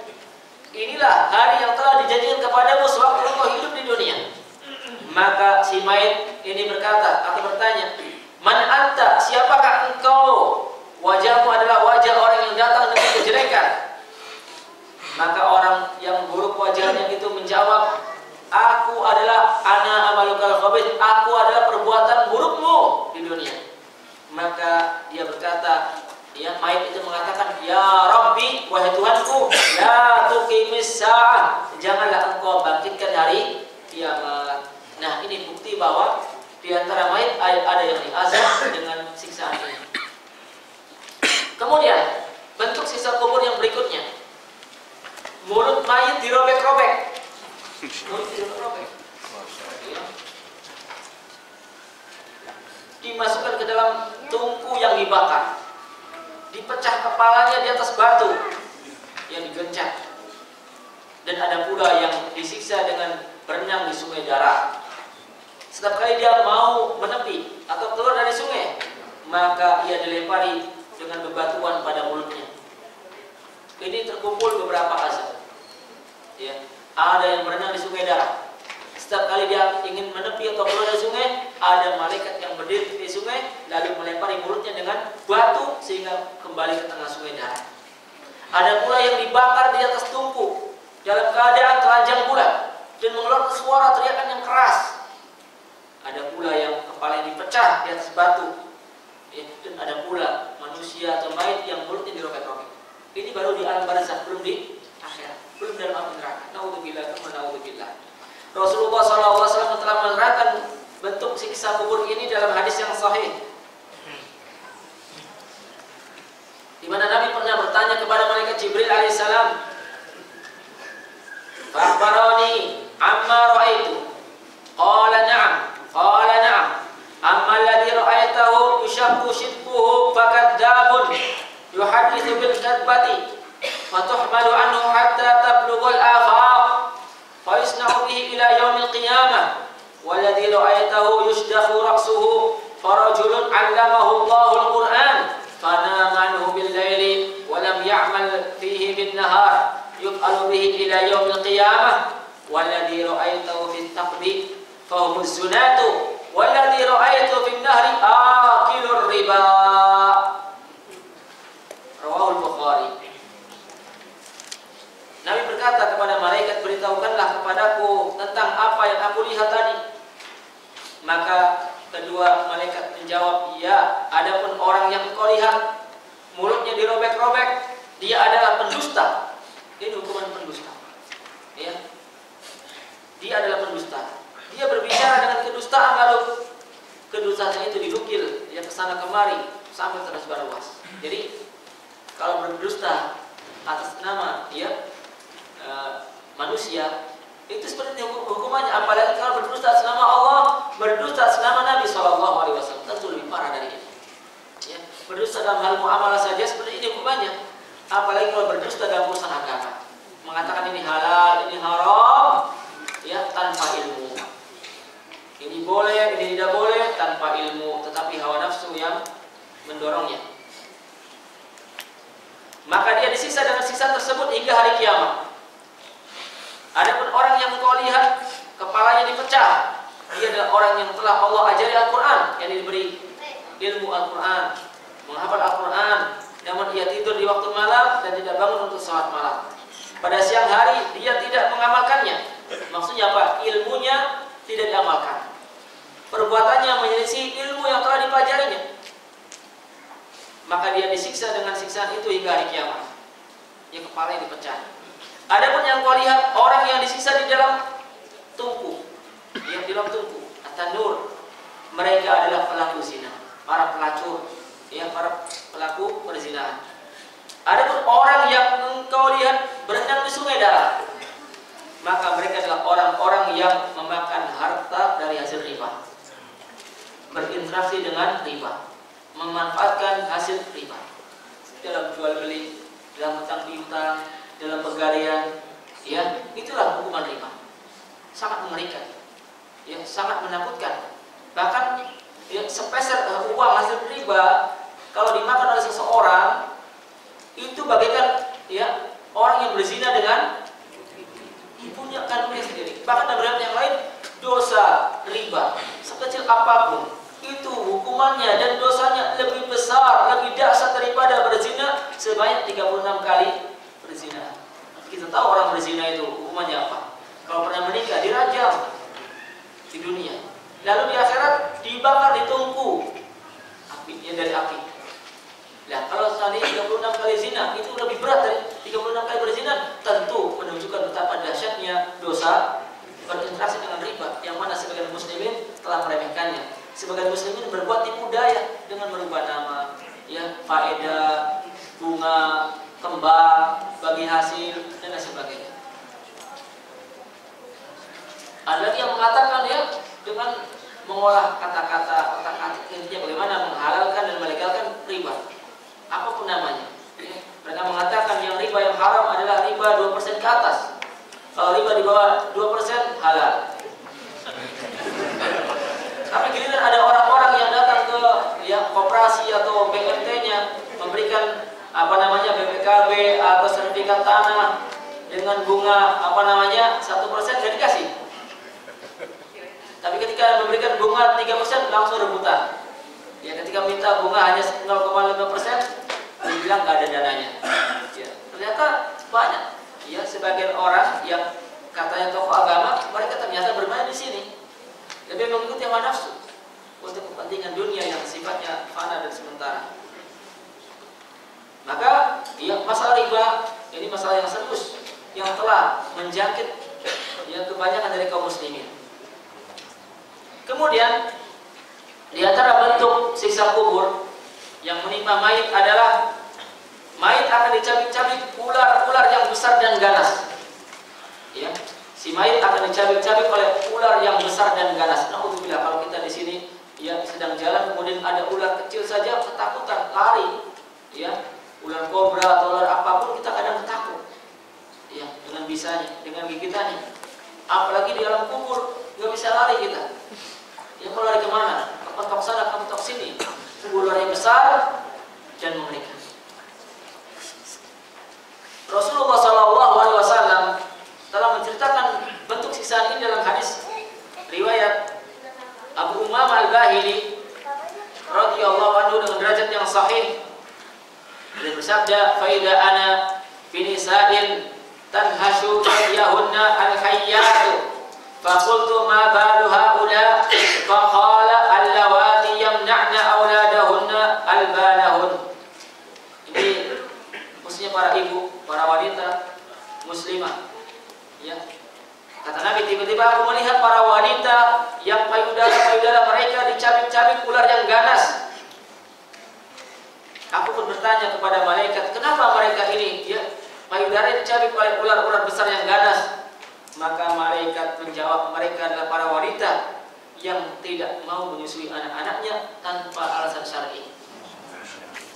Habis lahiran kemudian sibuk dengan pekerjaannya, bukan karena sakit, ya bukan karena ya alasan yang lainnya. Jadi ini banyak terjadi di antara wanita mukminah atau wanita-wanita muslimah demi mengejar ya, karir. Ya, anak-anak itu ya diberi susu sapi dan lain sebagainya, sementara ia tidak mau menyusuinya. Ya, bahkan hasilnya dibuang begitu saja. Sebagian mereka ya demi menjadi bintang film atau ingin terkenal atau mempertahankan keindahan tubuhnya, akhirnya ya tidak lagi menyusui anak. Ini bahaya. Itu semua adalah alasan-alasan yang tidak syar'i. Maka ini salah satu atau bentuk siksa kubur yang akan ditimpakan oleh Allah kepada mayit. Kemudian setelah kita mengetahui beberapa bentuk siksa kubur, kita lanjutkan dengan amalan-amalan atau sebab-sebab seseorang disiksa di dalam kuburnya. Sebab-sebab seorang mayit disiksa di kuburnya. Apa saja? Banyak sekali sebab-sebabnya. Ya, secara umum dan secara garis besar adalah semua dosa dan maksiat bisa mendatangkan siksa kubur. Semua dosa dan maksiat secara umum bisa menjadi sebab mayit disiksa oleh Allah dalam kubur. Tetapi kita ingin menjelaskan secara detail, secara terperinci perbuatan apa saja yang diterangkan oleh Allah bahwa perbuatan tersebut merupakan sebab mayit disiksa di kuburnya. Yang pertama, berbuat syirik dan kekafiran, berbuat kesyirikan dan kekafiran kepada Allah Subhanahu wa taala. Berbuat kemusyrikan dan kekafiran kepada Allah Subhanahu wa taala. Ini merupakan sebab datangnya siksa kubur. Hal ini sebagaimana yang dialami oleh Raja Fir'aun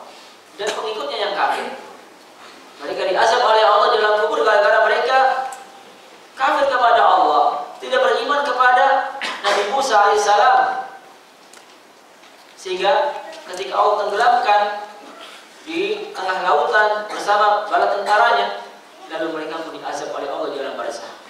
Walaupun tidak dikubur, mungkin terbawa oleh banjir atau ombak lautan, tetapi tetap siapapun yang meninggal dunia pasti mendapatkan siksa kubur kalau dia matinya dalam keadaan kafir atau musyrik.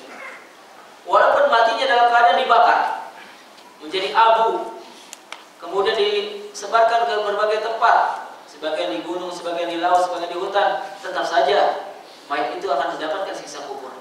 Tidak ada yang bisa lolos dari azab Allah Subhanahu wa taala. Karena alam dunia berbeda dengan alam akhirat. Alam barzakh. Ada termasuk orang-orang yang diterkam oleh binatang buas.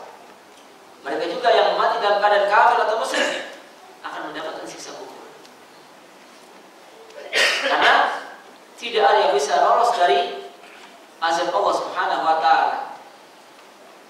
Allah Subhanahu wa taala Maha mampu untuk melakukan segala sesuatu yang menurut akal manusia mustahil. Bagi Allah tidak ada yang sulit.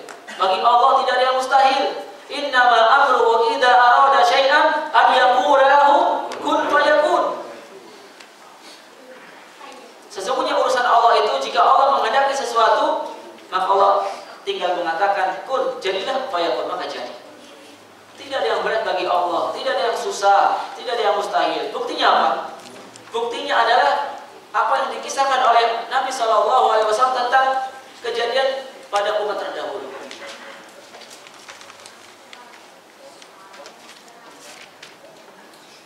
Di mana Nabi SAW menceritakan tentang ada seseorang di zaman terdahulu berwasiat kepada anak-anaknya, "Idza mittu fa'ahrikuni" atau "fahrikuni". Ini wasiat kekafiran kepada Allah Subhanahu wa taala. Jika aku mati, maka bakarlah tubuhku. Jadi ini kejadian nyata karena Nabi yang menceritakannya. Tsumma haruni, kemudian gilinglah tubuhku yang sudah terbakar menjadi arang atau gosong. Giling dan tumbuk sehingga menjadi abu. Tsumma daruni fil rih, kemudian taburkan abu itu di angin. Dalam riwayat yang lain taburkan sebagian di gunung dan sebagian di laut. Maka tatkala orang itu meninggal dunia, anak-anaknya melaksanakan wasiat orang tuanya, dibakar tubuhnya sampai gosong menjadi arang, kemudian digiling atau ditumbuk menjadi abu, kemudian sebagian ditebar di lautan dan sebagian lagi ditebar di pegunungan. Mengapa orang ini berwasiat demikian? Dia mengatakan sebelum meninggal, "Wallahi demi Allah, jika Allah mampu menghidupkanku kembali, Allah akan mengazabku, Allah akan menyiksaku dengan azab yang tidak pernah ditimpakan kepada siapapun." Dia mengatakan kepada anak-anaknya, kalau demi Allah, kalau sekiranya Allah mampu menghidupkanku kembali setelah kematian ini, niscaya Allah akan menyiksaku dengan siksaan yang sangat berat yang tidak pernah ditimpakan kepada siapapun selainku. Dia merasa dosanya banyak. Dia merasa Allah tidak mengampuni dosa-dosanya. Makanya saking takutnya kepada Allah, dia pun berwasiat demikian, ingin lolos dari azab Allah. Dia kira kalau sudah menjadi abu dan terpencar kemana-mana, tidak akan mengalami alam barzakh.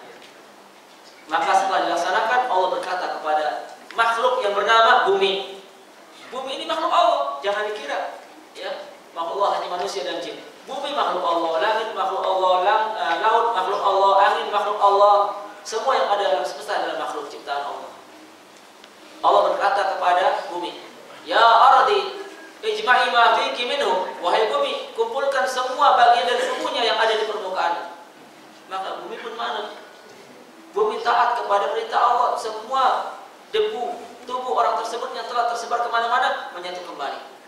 Lalu dia pun hidup kembali dengan izin Allah, bersatu dan dihidupkan oleh Allah. Tidak bisa lari. Maka Allah bertanya kepada hamba tersebut, "Ma hamalaka ala ma sana'ta?" Gerangan apa yang mendorongmu berbuat demikian? Berwasiat kepada anak-anakmu dengan wasiat kekufuran. Loh, mengapa wasiatnya kekufuran? Karena kata Syekhul Islam Ibnu Taimiyah rahimahullah, dia telah melakukan dua hal yang menjadikannya kafir. Yang pertama, dia meragukan kemahamampuan Allah. Dia ragu-ragu dengan kemahamampuan Allah. La in qadirallahu alayya la yu'adzibani 'adzaban syadidan jika Allah mampu menghidupkanku kembali. Nah ini ragu-ragu dengan kemampuan Allah. Ini kufur. Padahal Allah mengatakan wallahu ala kulli syai'in qadir. Allah Maha mampu atas segala sesuatu. Kata Ibnu Taimiyah, ini kekufuran yang pertama. Kekufuran yang kedua yang ada pada wasiat orang tersebut, dia tidak yakin dengan adanya hari kiamat. Tidak percaya dengan adanya hari kebangkitan. Ini juga kekufuran. Tidak beriman dengan adanya hari kiamat atau ragu-ragu dengan adanya hari kebangkitan. Ini kekufuran. Tetapi apakah Allah memasukkannya ke dalam api neraka dengan kekal? Apakah Allah mengazabnya? Lihat kelanjutan hadis. Kata Nabi, dan Allah bertanya kepada hamba tersebut yang telah berwasiat dengan wasiat kekafiran, ma hamalaka ala ma suna'ta hada, dengan apa yang mendorongmu berbuat demikian? Apa jawabnya? Khasyatuka ya Rabb, aku berwasiat demikian karena aku sangat takut terhadap azab. Lihat, aku berwasiat demikian kepada anak-anakku agar aku dibakar, ditumbuk, digiling, kemudian ditebarkan abunya di berbagai tempat karena aku takut dengan azabmu ya Allah. Dia masih punya iman, dia masih punya tauhid dengan bentuk al-khauf wal khasyah, rasa takut kepada Allah, takut kepada azab Allah. Maka kata Nabi, fa ghafara lahu, Allah mengampuni kesalahannya. Loh, mengapa Allah mengampuninya padahal dia berbuat kekafiran? Karena dia orang jahil, orang awam yang bodoh, belum paham bahwa wasiat itu wasiat kekufuran. Dan ini termasuk salah satu dalil bagi akidah Ahlussunnah wal Jamaah untuk tidak tergesa-gesa dalam memvonis kafir setiap muslim yang berbuat kekufuran dan kesyirikan. Ini orang ini berwasiat kekafiran, tapi Allah mengampuninya. Kenapa? Karena dia orang jahil, orang awam, tidak tahu bahwa apa yang dia ucapkan adalah kekafiran. Makanya Allah itu akan mengazab setelah sampai pada seorang hamba ilmu pengetahuan, setelah paham bahwa yang dilakukannya adalah dosa dan maksiat, setelah mengerti bahwa yang dikerjakannya adalah syirik dan kufur. Adapun sebelum paham tentang ilmunya, maka dimaafkan oleh Allah, tidak dianggap sebagai dosa. Allah mengatakan dalam Al-Quran, wa ma kunna mu'adzibina hatta nab'atha rasula, kami tidak akan mengazab suatu kaum sampai kami utus kepada mereka seorang rasul. Jadi kalau belum ada rasul yang membawa peringatan, menyampaikan ilmu, maka kesalahan mereka dimaafkan oleh Allah. Kemudian kita lanjutkan dengan pembahasan kita tentang apa? Sebab-sebab azab kubur. Yang pertama apa tadi? Berbuat kesyirikan dan kekafiran kepada Allah Subhanahu wa taala. Sebagaimana firman Allah dalam surat apa tadi? Ghafir ayat 45 dan 46. Kemudian sebab yang kedua, kemunafikan. Kemunafikan ini termasuk sebab siksa kubur. Sebab seorang mayit diazab oleh Allah di dalam kubur. Hal ini berdasarkan firman Allah di dalam surat At-Taubah ayat 101. At-Taubah ayat 101. Dalil yang menunjukkan bahwa kemunafikan adalah sebab datangnya siksa kubur.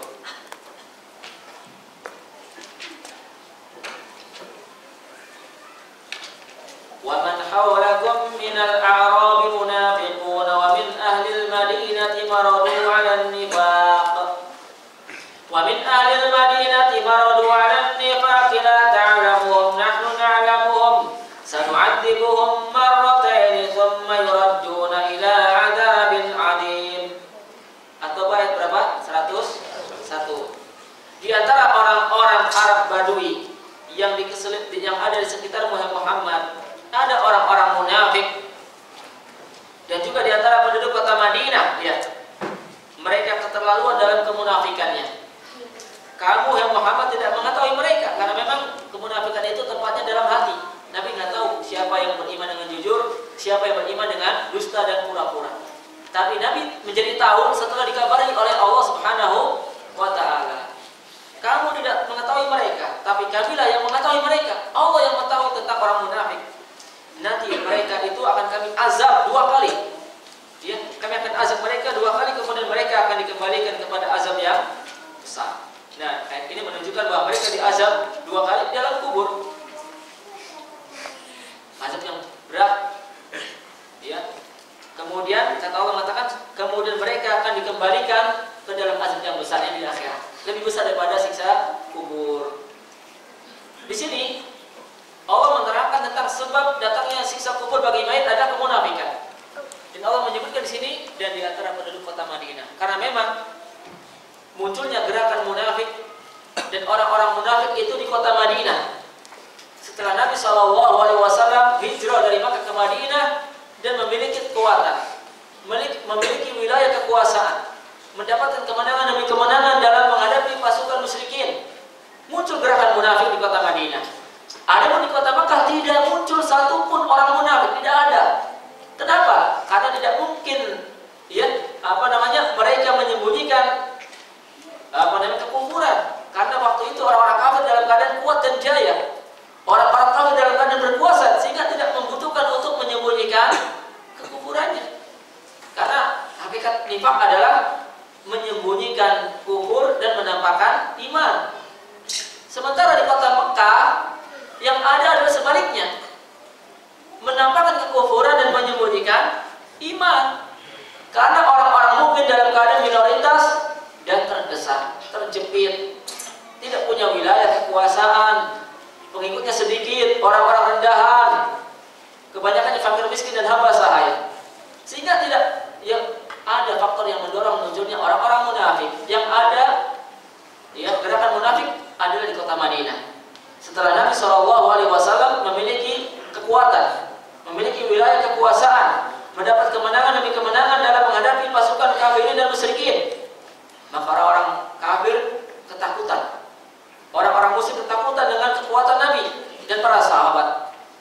Mereka khawatir akan dibunuh, mereka khawatir akan diserang oleh Nabi dan para sahabat. Maka mereka pun berlindung di balik kemunafikan, pura-pura masuk Islam, pura-pura masuk ke dalam barisan kaum muslimin dan mukminin, tetapi pada hakikatnya tidak suka dengan Nabi, benci dengan para sahabat, dan benci kepada syariat Islam yang dibawa oleh Nabi SAW. Dan di antara gembong atau pentolan orang munafik di kota Madinah adalah Abdullah bin Ubay bin Salul. Inilah gembong atau pimpinan orang munafik, Abdullah bin Ubay bin Salul. Dalam sebuah riwayat disebutkan jumlah mereka 12 orang. Pimpinannya adalah Abdullah bin Ubay bin Salul.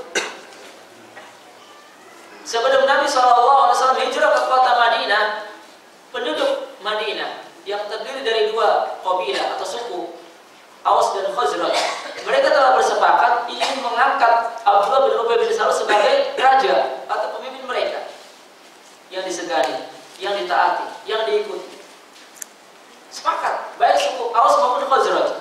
Tetapi setelah Nabi hijrah ke Madinah, kemudian sebagian suku Aus dan Khazraj beriman kepada Nabi, masuk Islam. Mereka sibuk dengan Nabi, semangat menimba ilmu, menghadiri majlis taklim Nabi SAW, menjalankan aktivitas dakwah, ibadah bersama Nabi.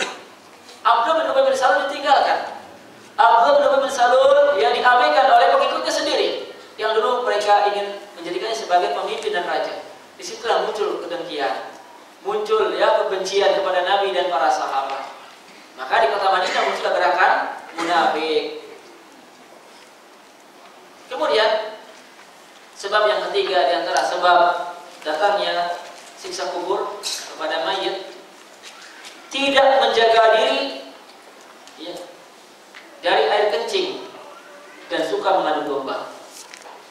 Tidak menjaga diri dari air kencing dan suka mengadu domba. Ini sebab yang ketiga. Boleh ketiga dan keempat. Kalau kencing tidak cebok, dan suka mengadu domba. Apa dalilnya? Dalilnya adalah hadis yang sudah kita sampaikan tadi, tentang Nabi berjalan bersama sejumlah sahabat dan melintasi dua kuburan yang mana penghuninya sedang diazab. Lalu Nabi menyampaikan berita kepada sahabat beliau, innahuma la yu'adzaban wa ma yu'adzabani fi kabir, amma ahaduhuma fakana yamshi bin namimah wa amma al-akharu fakana la yastanzi'u min al-bawl. Nah, adapun apa kata Nabi, sesungguhnya dua mayit ini sedang diazab di dalam kuburnya, dan keduanya tidaklah disiksa oleh Allah dalam kubur tersebut karena perkara yang berat. Bala innahuma lakabir, tetapi ya kedua perkara tersebut termasuk dosa besar. Lalu Nabi menjelaskan secara detail sebab-sebab datangnya siksa kubur kepada dua mayat tersebut. Amma ahaduhuma fakana yamshi bin namimah. Adapun salah satu mayat tersebut maka ia senantiasa berjalan di muka bumi dengan perbuatan mengadu domba, merusak hubungan di antara kaum muslimin, merusak hubungan antara suami istri dan yang lainnya. Wa amal akhar fakana la yastanziu minal baul. Adapun orang yang kedua atau mayat yang kedua diazab oleh Allah di dalam kubur karena tidak cebok setelah kencing atau tidak menutup aurat ketika kencing. Ya, tidak menutup diri dari pandangan orang ketika kencing. Kemudian disebutkan dalam sebuah riwayat bahwa Nabi mengambil pelepah kurma yang masih basah, kemudian dibelah jadi dua, dipotong jadi dua, yang satu ditancapkan kepada mayat yang pertama dan sisanya lagi ditancapkan di mayat yang kedua, yang di kuburan mayat yang kedua.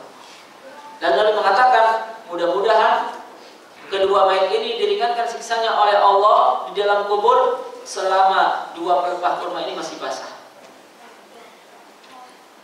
Nabi mengatakan, mudah-mudahan kedua mayat ini diringankan siksa kuburnya oleh Allah selama pelepah kurma ini masih basah. Jadi hanya sementara. Setelah itu diserahkan kepada Allah Subhanahu wa taala. Dan ini berlaku khusus untuk Nabi. Perbuatan tersebut menancapkan pelepah kurma yang masih basah di dalam kubur atau di atas kubur hanya berlaku khusus bagi Nabi Shallallahu Alaihi Wasallam dan tidak berlaku bagi umatnya. Buktinya apa? Buktinya tidak ada seorang sahabat Nabi yang melakukan sebagaimana perbuatan Nabi.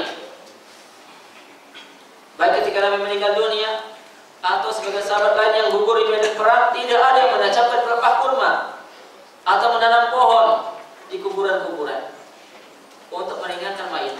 Demikian pula dengan para istri Nabi, anak-anak Nabi, tidak ada di antara mereka yang melakukan sebagaimana perbuatan Nabi. Kenapa? Karena apa yang beliau lakukan adalah berlaku khusus untuk Nabi Muhammad SAW.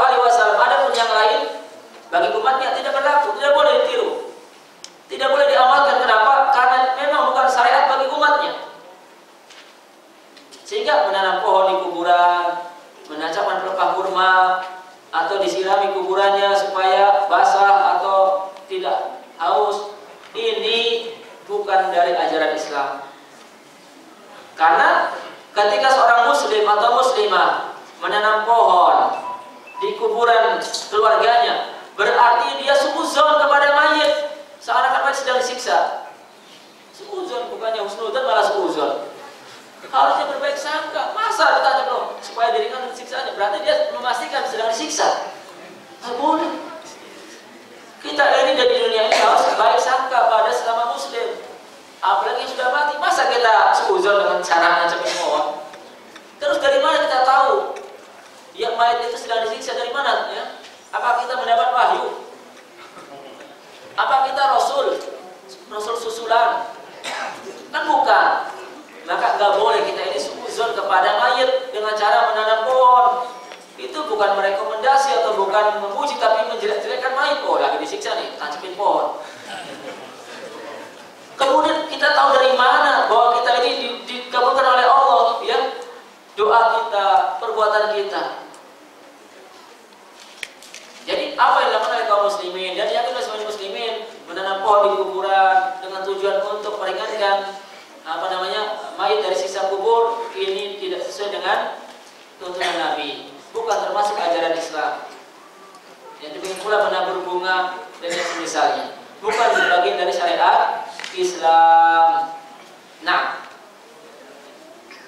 kemudian kita lanjutkan dengan sebab yang keberapa? Keempat. Di antara sebab siksa kubur, ghibah. Berbuat ghibah. Apa ghibah? Ngerasani, menggunjing, ngerasani atau menggunjing orang lain, menjelek-jelek membicarakan keburukan orang lain. Itu namanya ghibah. Dan ghibah adalah dosa yang dilakukan oleh lisan, dosa yang dilakukan oleh mulut manusia.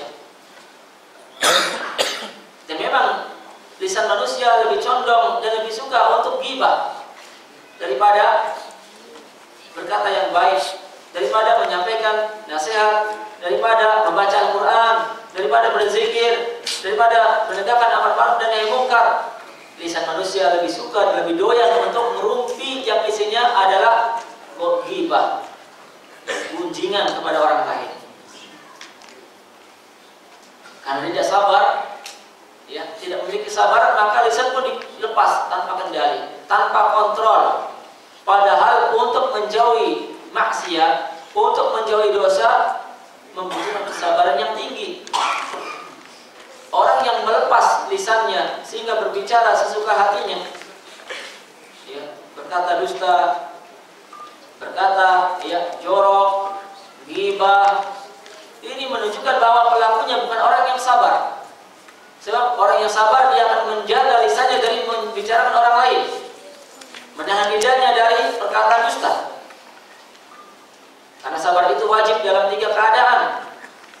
Sebagaimana diterangkan para ulama, sabar dalam menjalankan ketaatan kepada Allah. Wajib sabar. Ketika kita sholat, wajib sabar. Ketika kita duduk di majlis ilmu seperti sekarang ini, majlis zikir, tidak mungkin kita melaksanakannya kalau tidak sabar. Jangankan duduk 1 jam atau 2 jam, ya, berangkat dari rumah saja sudah berat. Angel lebih senang nongkrong depan TV sambil ngopi, ya kan? BBM-an itu nggak sabar. Padahal tahu ada pengajian, ya, di Masjid Imam Syafi'i atau tempat yang lain.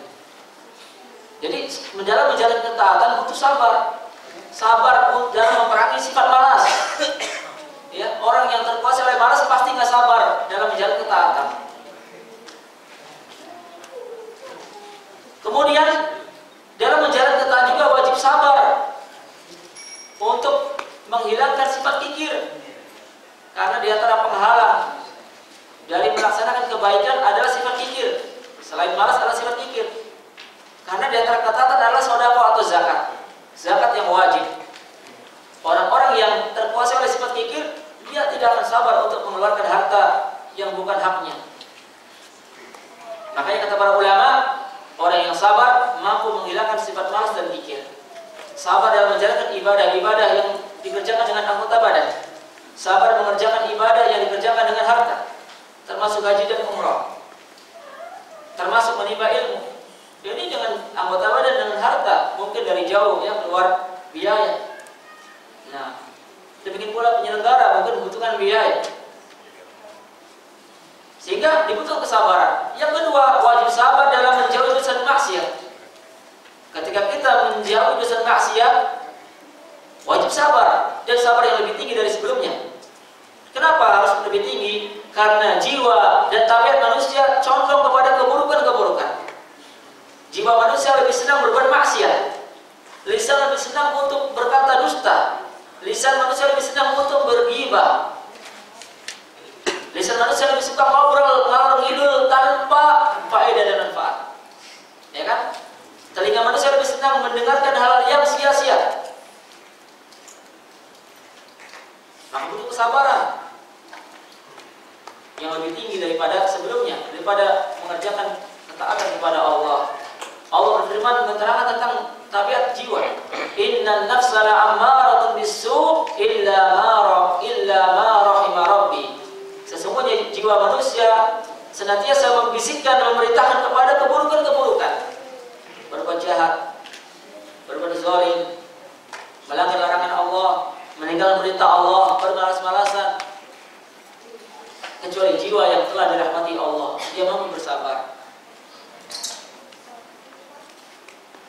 Kemudian kita juga wajib sabar dalam apa? Menghadapi musibah. Sabar dalam menghadapi cobaan-cobaan dan bencana. Ada kalanya musibah itu datang dari Allah, ya, seperti sakit, kematian, kemudian, ya, gagal usaha, gagal panen, banjir, angin kencang, dan sebagainya. Ada pula musibah yang terjadi dengan sebab perbuatan manusia, seperti dirampok, ditipu, ya, dizalimi, ya, pada badan kita, harta kita, kehormatan kita, dituduh dengan tuduhan dusta, itu maka ya kita harus menguatkan kesabaran kita.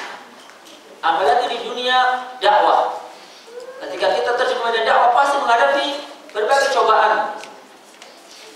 Ketika kita berupaya untuk menghidupkan sunnah Nabi dalam kehidupan kita sehari-hari, dalam rumah tangga kita, dalam bisnis kita, dalam dakwah kita, pasti menghadapi berbagai cobaan dan gangguan.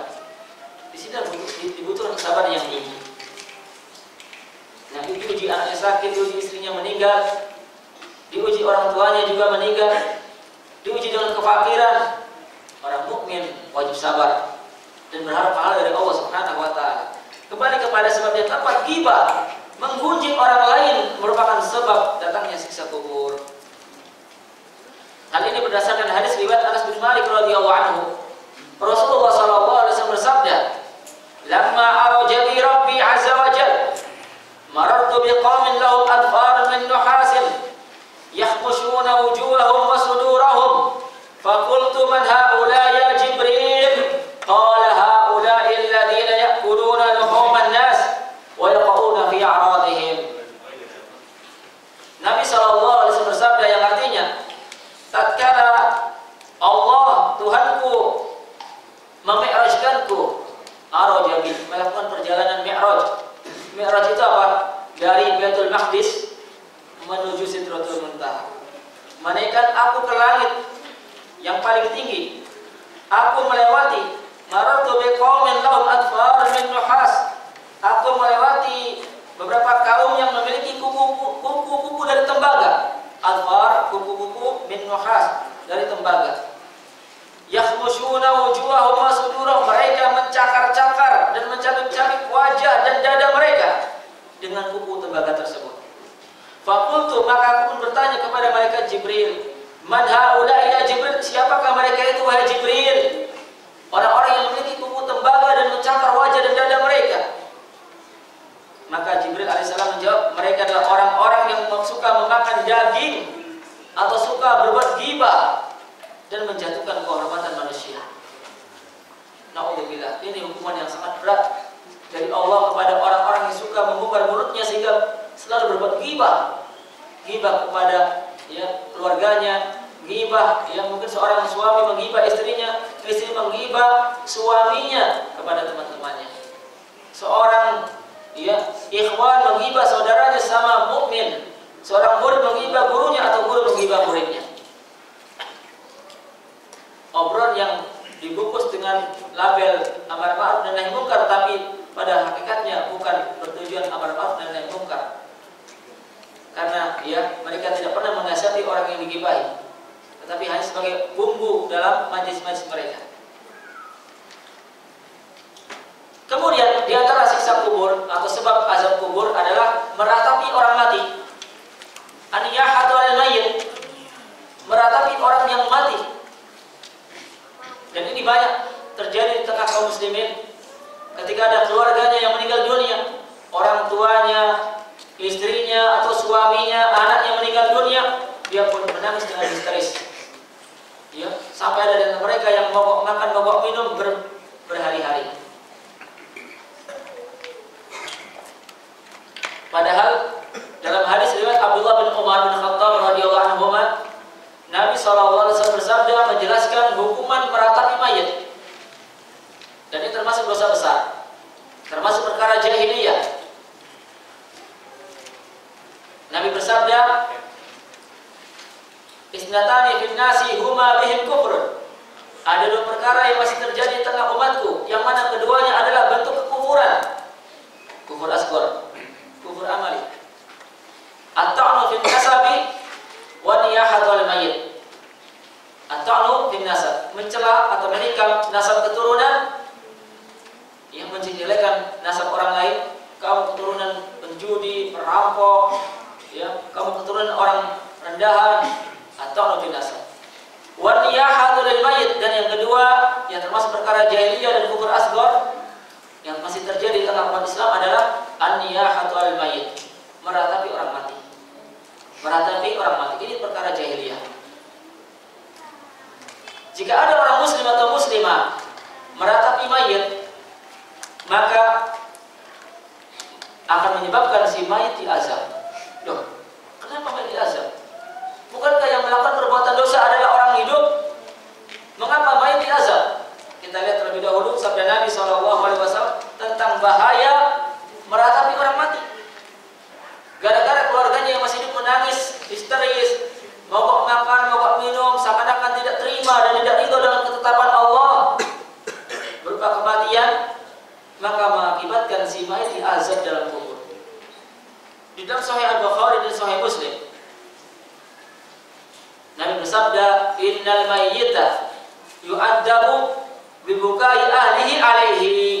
Innal mayyita, sesungguhnya seorang mayit yu'adzabu, akan diazab, disiksa oleh Allah di dalam kuburnya, bibukai ahlihi alaihi, disebabkan tangisan keluarganya. Disebabkan keluarganya menangisi kematiannya. Ya, tangisan di sini bukan nangis biasa. Nangis yang menunjukkan tidak ridho, tidak pasrah dengan takdir Allah. Tangisan yang histeris, bukan nangis biasa. Bukan sebatas meneteskan air mata. Bukan kesedihan biasa, tapi kesedihan yang menunjukkan dia protes dengan ketetapan Allah. Maka membuat dan menyebabkan mayit diazab oleh Allah dalam kuburnya. Ada pun hanya meneteskan air mata karena sedih, tidak tahan. Ya, orang yang selama ini berbuat baik kepada kita, selama ini mengasuh kita, membimbing kita, sekarang sudah meninggal dunia. Lama tak berjumpa, nanti pada hari kiamat di dalam surga baru berjumpa lagi. Tidak tahu berapa puluh ribu tahun ya waktunya, yang tahu hanyalah Allah. Nangis sedih, atau melihat anaknya yang tercinta meninggal dunia karena sakit, karena kecelakaan, dia nggak tahan, kemudian matanya meneteskan mata. Ini bukan meratapi mayit, ini bukan niyaha, ini tidak berdosa. Sebagaimana dahulu Nabi SAW pernah ditimpa cobaan, ya, berupa kematian putranya yang bernama Ibrahim. Ketika Nabi menguburkan Ibrahim bin Muhammad SAW, beliau meneteskan air mata. Ya, sehingga para sahabat menyaksikannya. Lalu mereka bertanya, "Ya, mengapa menangis? Bukankah beliau yang melarang kita untuk menangis atau meratapi mayit?"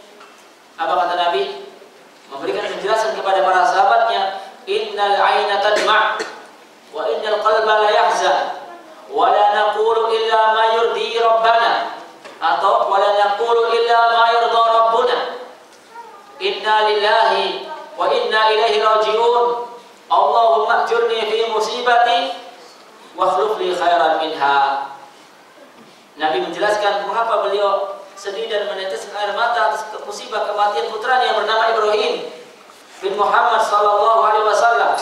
Sesungguhnya mata ini betul-betul meneteskan air mata, dan sesungguhnya hatiku ini merasa sedih yang sangat. Tetapi kata Nabi, kami atau aku tidaklah mengucapkan sesuatu kecuali kata-kata yang membuat Allah Tuhan kami ridho.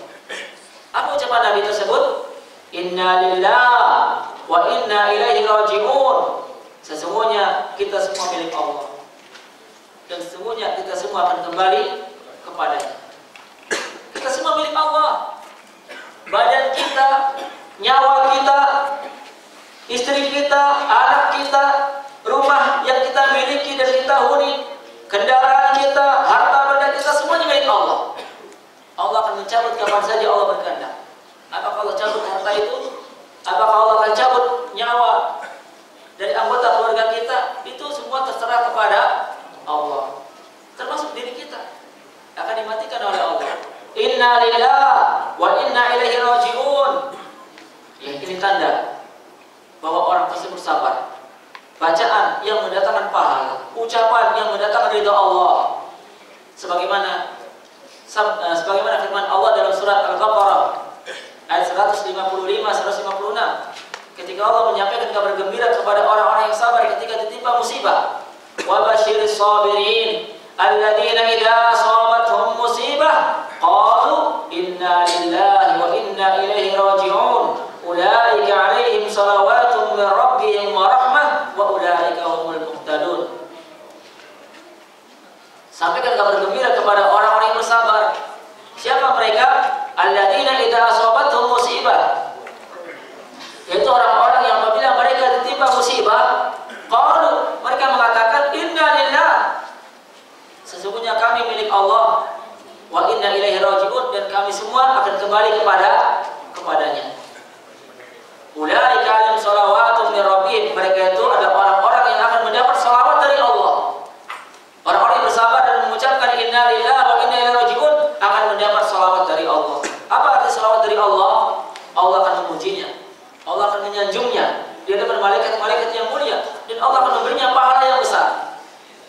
Itu arti salawat dari Allah kepada makhluk. Salawat Allah kepada Nabi, salawat Allah kepada hamba adalah pujian Allah, az-tsana. Berbeda dengan salawat makhluk kepada Nabi. Salawat malaikat kepada Nabi artinya doa. Sedangkan salawat Allah kepada hamba artinya pujian. Ulaika alaihim shalawatun min rabbihim wa rahmah. Mereka orang-orang yang bersabar dan mengucapkan inna lillahi wa inna ilaihi raji'un akan mendapatkan salawat dari Allah dan mendapatkan rahmah, kasih sayang dari Allah. Wa ulaika humul muhtadun, dan mereka adalah orang-orang yang telah mendapat hidayah. Nah, Nabi mengucapkan demikian. Innal aina tadma' wa innal qalba la yahzan wa la naqulu illa ma yurdi rabbana inna lillahi wa inna ilaihi raji'un Allahumma ajurni fi musibati wa akhlif li khairan minha. Ya Allah, beri aku pahala atas musibah yang menimpaku dan beri aku ganti yang lebih baik darinya. Nah, jadi kembali kepada sebab mayit itu disiksa dalam kubur gara-gara apa? Ratapan orang yang masih hidup dari keluarganya. Keluarganya yang masih hidup menangisi atau meratapi kematiannya. Tetapi mungkin masih ada di antara kita atau sebagian kita bertanya-tanya, Ustaz, mengapa yang berbuat dosa itu orang yang masih hidup, tetapi yang disiksa mayit? Di sini ada beberapa penafsir dari para ulama. Di antaranya adalah penafsir dari Imam Al-Bukhari, yaitu bahwa mengapa mayit diazab di kuburnya gara-gara ratapan keluarganya masih hidup? Kata sebagian ulama sunnah, sebabnya adalah karena ketika masih hidup, mayit tersebut tidak pernah memberikan nasihat dan pelajaran atau wasiat kepada keluarga agar tidak meratapi kematiannya. Diam saja, ya, membiarkan, ya, kebiasaan keluarganya menangis atau meratapi, dan dia tidak menegur, tidak memberitahu, tidak berwasiat, tolong kalau aku mati jangan diratapi, nggak pernah berwasiat, baik dengan lisan maupun tulisan. Dia tidak berwasiat dan tidak mengajarkan kepada keluarga agar tidak meratapi kematiannya, sehingga dia diazab. Sebab yang kedua adalah kebiasaan mayit waktu hidup dia suka meratap, sehingga ditiru oleh keluarganya. Kebiasaan mayit sewaktu hidup di dunia suka meratapi orang mati, lalu ditiru dan dicontoh oleh keluarganya, maka itulah yang menyebabkan dia diazab. Adapun mayit yang sudah memberitahu keluarganya, sudah berwasiat agar jangan diratapi kematiannya, kemudian setelah mati diratapi, maka ia tidak diazab karena sudah berlepas tangan dan sudah menunaikan kewajiban menyampaikan ilmu dan nasihat, tetapi tidak diamalkan wasiatnya oleh keluarganya, maka si mayit tersebut tidak diazab. Pendapat yang ketiga, si mayit itu diazab karena dia berwasiat, tolong kalau aku mati tangisi, sewa ya para penangis itu, kasih bayaran, ngaji sampai nangis. Berwasiat, tolong ya panggil tukang nangis di sini, di rumah atau di kuburan. Lah itu yang lebih parah lagi, mantap sudah. Nyuruh berbuat ya maksiat. Nah, jadi maka diazab. Dan di antara bentuk meratapi mayit, di antara makna niyahah adalah berkumpul di rumah mayit di hari kematian, berkumpul ya untuk bacaan-bacaan. Ini kata Imam Syafi'i, al-ijtima'u fi baitil mayyit minan niyahah. Berkumpulnya sebagian orang di rumah mayit di hari-hari kematian bagian dari niyahah. Tidak harus menangis yang namanya meratapi itu. Tidak harus menangis. Makanya hindari hal-hal yang menyebabkan mayit diazab. Jangan sampai niat kita itu kasihan, ingin memberikan manfaat kepada mayit, ternyata justru menimbulkan mudarat bagi mayit. Nabi sallallahu alaihi wasallam. Wa khairul hadi hadi Muhammad. Sebagai petunjuk ada petunjuk Nabi Muhammad. Ada kebiasaan umumnya masyarakat, ya, kebiasaan dan pendapat sebagian ustaz atau kiai atau habib, kita ikuti kalau benar sesuai dengan Al-Quran dan Sunnah, dan kita tinggalkan pendapatnya jika bertentangan dengan Al-Quran dan Al-Hadis As-Sahih tanpa mengurangi rasa hormat kita kepada mereka. Karena Allah dan Rasul lebih kita cintai, Allah dan Rasul lebih kita muliakan, Allah dan Rasul lebih kita agungkan daripada siapapun yang kita cintai, daripada perkataan siapapun yang kita agungkan. Allah dan Rasul wajib kita cintai, wajib kita dahulukan daripada siapapun.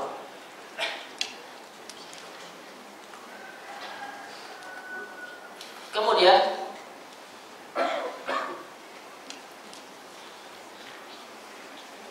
di sini ada pertanyaan berkaitan dengan siksa kubur. Apakah siksa kubur yang menimpa mayit itu terjadi secara terus-menerus atau akan ada waktu berhenti? Apakah azab kubur yang menimpa mayit akan terjadi secara terus-menerus sampai hari kiamat, atau ada saatnya istirahat, cuti atau berhenti? Refreshing dulu sepekan sekali, hari Jumat apa hari besar. Dalam hal ini, ya, Fadilatul Syekh Muhammad bin Shalih Al-Utsaimin rahimahullah memberikan jawaban secara detail dan perinci. Kata beliau, adapun azab kubur atau siksa kubur yang menimpa mayit yang kafir, musyrik, munafik, murtad, maka azabnya akan berlanjut secara terus-menerus sampai kiamat. Tidak ada henti-hentinya, tidak ada putus-putusnya. 12 sampai hari kiamat dan nyambung ke alam akhirat. Ini orang kafir, mayit musyrik, mayit munafik dan murtad. Tidak ada istilah jeda, istirahat atau apa namanya, itu kalau dalam istilah narapidana apa namanya? Remisi. Tidak ada. Hari raya Idul Fitri itu ada, atau hari Jumat tidak. Ada keringanan hukuman, tidak ada. Mayit kafir musyrik diazab putus selama-lamanya sampai hari kiamat. Adapun orang mukmin atau muslim, mayit yang beriman